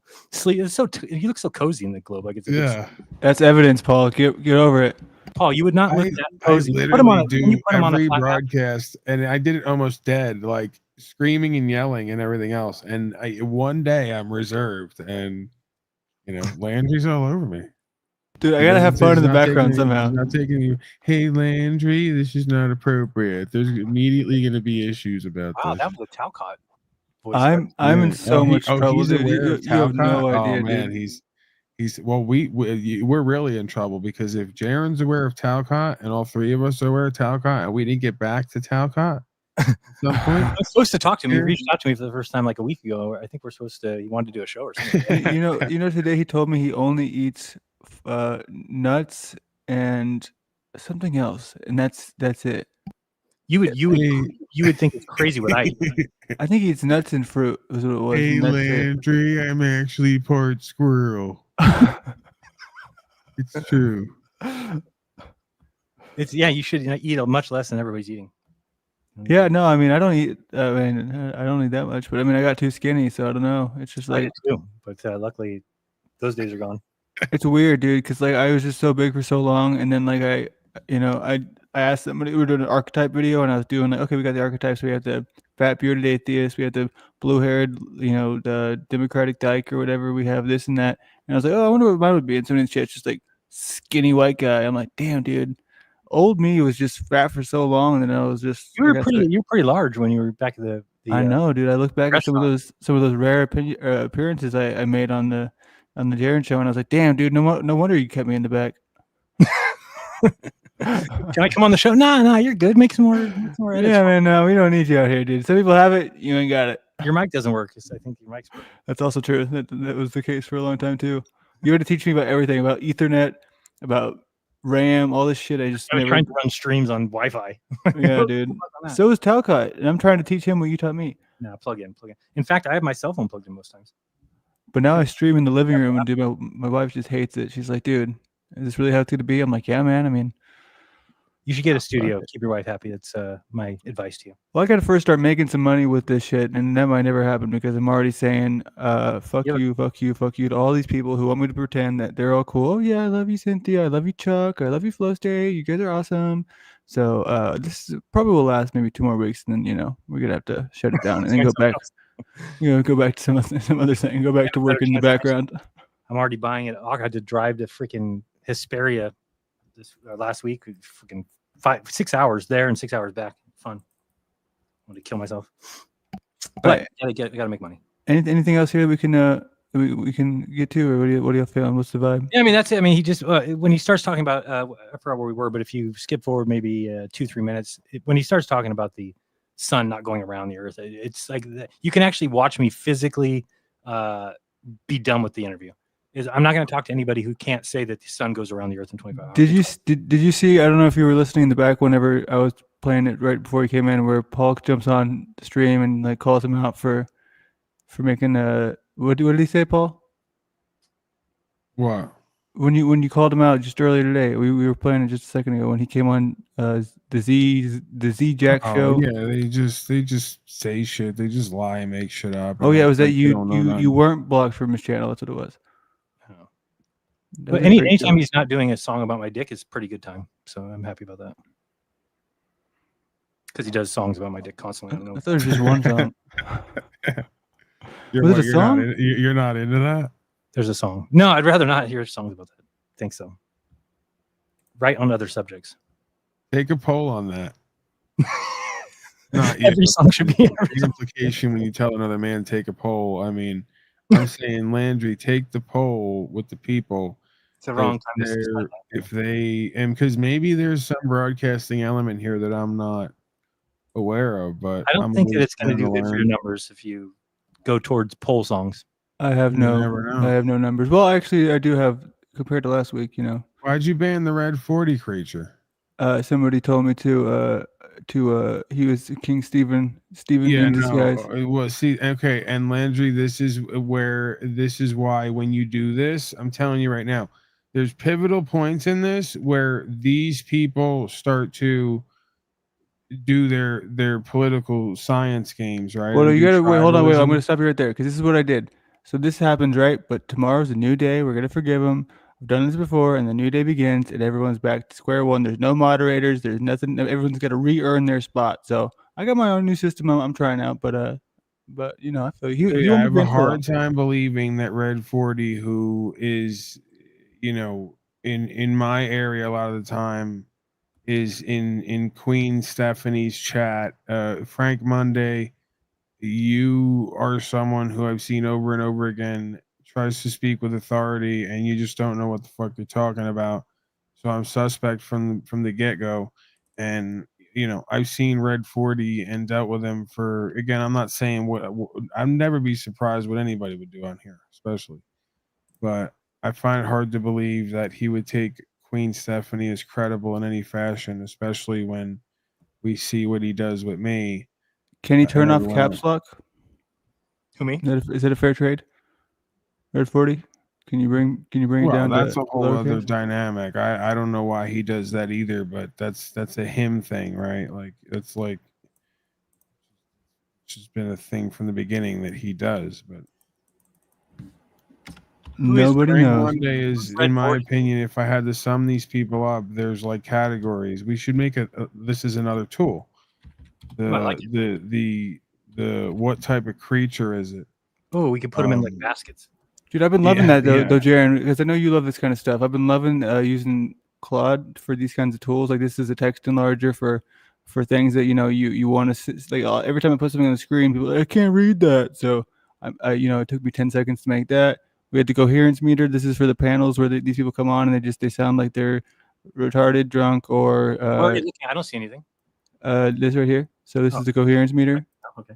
You know what I mean? It's lots of fun. I've got like 20 of these things. I have the lie meter where you can count people's lies, and I went through and I did that. Where'd you get that from? So this is Claude. This is like the coolest AI that exists because you just tell it what you want and it just makes it and it does a great job first time.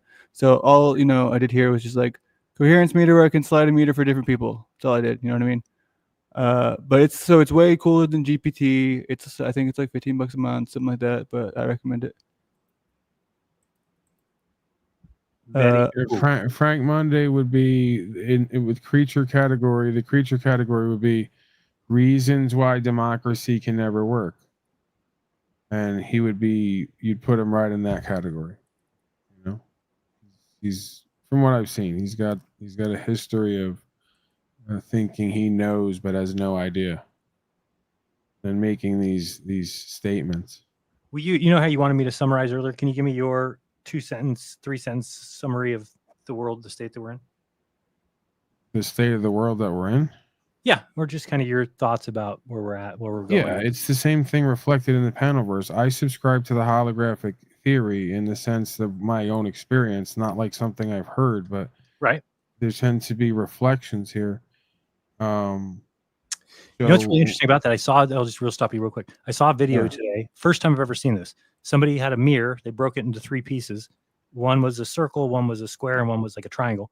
And then he put them out on the sun and then took a cardboard box and walked away from them to see the reflection that was on the cardboard box. And when you're close to it, you get the actual shape of the mirror. But as you move away, and you only had to get about 20 feet away, once you get 20 feet away, every spot on that cardboard box was a perfect circle, the same exact size, which says something because the sun is that. The sun stays the same size. So I just thought that was very telling. I was like, oh, wow, interesting. So if, could it be that there's reflections. Like people, oh, how come everything in the sky is round? And well, would that be weird? What if all the stars are a reflection of some type, and that's what you would get? You would get a faraway reflection would always be a circle every different way. So I thought that was an interesting video. Go ahead. Sorry. Yeah, well, this is where, not secret societies necessarily, but certain groups have alluded to this idea of the 1,000 points of light. Yeah. That somehow, some way, we're a reflection of whatever's out there is down here, and yeah, there does seem to be reflective dynamics here, but what I was speaking about is specifically if you're talking politically or the tribalistic sense, this idea of what I will term in this moment the era of the beta, the beta males and females, modern men and women lost again. I got one of those too. I got the beta meter. Hold on. But Yeah, hold on. modern men and women lost again have grouped up together with their systems to try to overtake the rugged, individualistic, free spirit that seeks to be prosperous and co-creative, because the beta is not a creative creature. It can only corrupt. It can only latch onto and take what it sees and corrupt it, right? It doesn't have that spark of co-creation and divination. So I think that there's a spiritual dynamic that reflects as a political dynamic and a communal dynamic, or lack thereof. And that's why modern man and woman is lost again, because we're disconnected from that spiritual spark, or that aspect of self that yearns for the one truth, the one life, the one way. At least that's what I see in my life, and that's what makes sense as a mapping for me. Were you vaccinated? No, not COVID, but as a child. Whatever they did when it was out of my control. So I'm just wondering how much was taken from us at that point. Because I know Rudolf Steiner said that they would invent a vaccine that would stunt your spirituality, and that would, the world the way we see it could be the result of that. Is that we all got vaccinated and we all got a little bit of damage. Yeah, the argument would be that all the worldly systems are essentially here to override the supernatural systems, or hijack them, and even the newest treatment, let's say, itself is essentially another reflection of that, according to the people who report on it. At least I can't verify it, but it's essentially a hijacking, right? Another corruption, because again, the spirit of the thing to me is what's most important, and the spirit of whoever, whatever creates it leaves its fingerprint. So, but if they steal that from people, and then you've got people who believe that you just need to be meek, the meek will inherit the earth, then you could eventually have a world that's just run by evil, huh? Like there's no, who's going to stop that if you've now taken the God spirit from people? Well, but this is back to the argument of what meek really means, because meek only has a couple. It definitely doesn't mean powerful and strong. You just described. I mean, when you go into the scripture, from what I understand it says God blesses us with a spirit of strength and whatever else, care, potentially love. But it does include strength, I believe, among other things. But yeah, this is something that I've talked about in the past. I mean, it may be, if Landry finds interest in it, he can pull up the original etymology of meek. But, sure. Yeah, I've never seen that, to be honest with you. I can't say I have. Yeah, I think a lot of these words we just take for granted, and then we ascribe a meaning, or a meaning gets ascribed to them, and then we just repeat it. Right, and then they change it as they want. Right. I mean, now vaccine doesn't even mean that you're getting a piece of the virus, so they can just change whatever they want. Yeah, well, or a Mandela effect happens, Maybe that one. I hated the word, the people's name one just bothered me so much. They're like, oh, Joel Osteen is, used to be Joel Osteen or whatever. And you're like, wait, so what about his family? What about his friends? What about his school teachers? What about his, people on the block he grew up on? So what you're saying is that all those people's memories were changed, but not yours. All praise be to you guys. Congratulations. You just missed the mind changer that came through your neighborhood. So where does it all come from? It's all psychological operation. It's all a mockery, sorcery ritual. Right. So doesn't that make more sense? That's what makes more sense to me. And I think potentially, stuff on purpose. Yeah, they would have done it on purpose. They would have set some things up where people would remember one way and then spring it out later so that people stop believing in objective reality. The word meek. Okay. The word meek in English comes from the Old Norse meaning gentle. However, the Greek origin of the word praus is translated as strength under control. Wait, where's that? Where are you reading that from? In ancient Greece, war horses were trained to be meek. I don't think he sees what I see. I don't think he sees what I see. Hello. Is this thing on? Did you look it up on your phone or something? Oh, well, dude, I'm on the computer here. What do you want me to do? Can I thought you told me to look it up. Let me finish reading what. Hey, Landry, can you get back to me for a second? That's a good impression, man. In ancient Greece, war horses were trained to be meek, meaning they were strong and powerful, yet under control and willing to submit. Right, submissive, quiet, and this gentle. is the point, right? Is we're not, and I've done a bit on this in the past, because intuitively I can hear that I can hear that scripture, know that scripture, and then know, well, we're going to find out right here, go to this, because I would bet we have a misunderstanding, right? And sure enough, the idea is be strong and powerful, but be submissive to the force. Right, which is only what would be written by the government. The government's the only one that would ever write that. No. Oriented toward justice spiritually. No, but what I'm saying is our government is not good. And so of course the evangelicals and authoritarians are going to try to take any scripture and divination and twist it to be some statist right to keep people indoctrination tool of indoctrination, but ultimately it's like, but people aren't smart enough to break out of that on their own. They don't have the balls to do it. They follow and they just do whatever they're told. So that's a problem, because you're going to end up with people who are submissive and who are incapable. Like, think about what happened in 1776. And we're way past that now, but we don't have nearly the men to do what we did then. Not even close. I mean, it wouldn't even be. In fact, it's another thing that they've done. I noticed this. So who would be our best warriors? Who would be our best fight? Would be our athletes, right? Football. John Mazzio's a Tedic warrior. Oh, you're right. You asked me. Yeah, it's true. I didn't think about the beanie. I forgot about the beanie. It has a lot of power. So, but it's sports stars, basketball players, football players. Well, what they do is when these guys get contracts, they have so much money, they have to immediately go get a house. And what do? They get a wife. And what do? They have 3 or 4 kids. And that effectively makes you no longer a warrior, because that person will not go into battle once they've got a wife and 4 kids. Hey, bro, this is another thing they try to make fun of me for, because I come into relationships with women with, 2 dynamics, one of them being trauma with my mother and essentially with women. And this idea that what I do with legal lawful means, and my broadcast, I have to focus on that.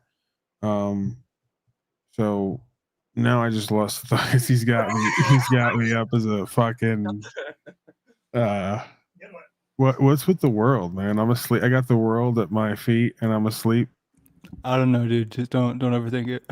The world's your footstool, or something like that. All right, what were we talking about? I don't know. You were rambling and then you lost it. You were somewhere, but you were saying, God, I'm just as bad, and I haven't even smoked yet. But Whatever. I was rambling. Back to you. Go ahead, Landry. You're supposed to be ready for when we both have nothing to talk about. That's where you step in and move. Yeah, usually that would be the case, but I mean, usually it's crazy because usually Paul is such a high energy bullet that you just kind of have to slow him down. So this is a new dynamic. I'm off the clock, man. But I'm usually also here to kick out the people who can't figure out their bullshit mic and to let them know this is not an open panel, because that shit's annoying, and I'm not going to be the the same as everyone else. But with this is great because it's just letting you guys go back and forth. But if the momentum is fading, I do have to get out of here pretty soon. Well, I'm so gonna we go can- smoke. So yeah, we can close out. Thank you so much though for both of y'all coming. This is crazy. You know what I mean? So maybe once in a lifetime opportunity to have Jaron come on to my show. Whoa, it's like full circle here. I don't think it's once in a lifetime, but it's all right. I'll take it. Yeah. How's the show doing? It's insane because it was horrible. It was horribly horrible. And then I just started to play some games with people, call them out for being a liar, and then I had like 450% growth in the last week. So now it's actually feels like there's something happening. It might last a week, it might last a day. Who knows where it goes? But I'll send you a screenshot of the what's it called? The metrics or whatever. And you can let me know what to do to not, end up like you. Fucker. You still have access to my back room. Can't you see what's going on back there? I could, but I don't ever do that. I don't know why I still have I think access right to now it. my rolling 90 days is at like $280, and that includes the fact down donations. Well, I'm still trying to get Wait to that. a second. How fucking dare you tell me I'm rambling then? I'm gonna flex on him, Laundry. Don't do it. Don't do it. Why did it take you so long? How though? It's dare low-hanging you. Next fruit. time I ramble, you heal to the god of all media. All I ask is that you at least say something within the 10 seconds after. Wait, Red 40, explain yourself here. What is this supposed to mean? What's going on? You got some shit to say? And block that TP fat guy if you see him again. Who is that? I don't know. They made one comment and they disappeared. Psychos that follow me around like crazy. Hey, dude, shout out to J Sauce. I want to clear the record here for calling her a cheater. She was doing the little human. here? What? Is she here? Yeah, she's here. Jay, what's up?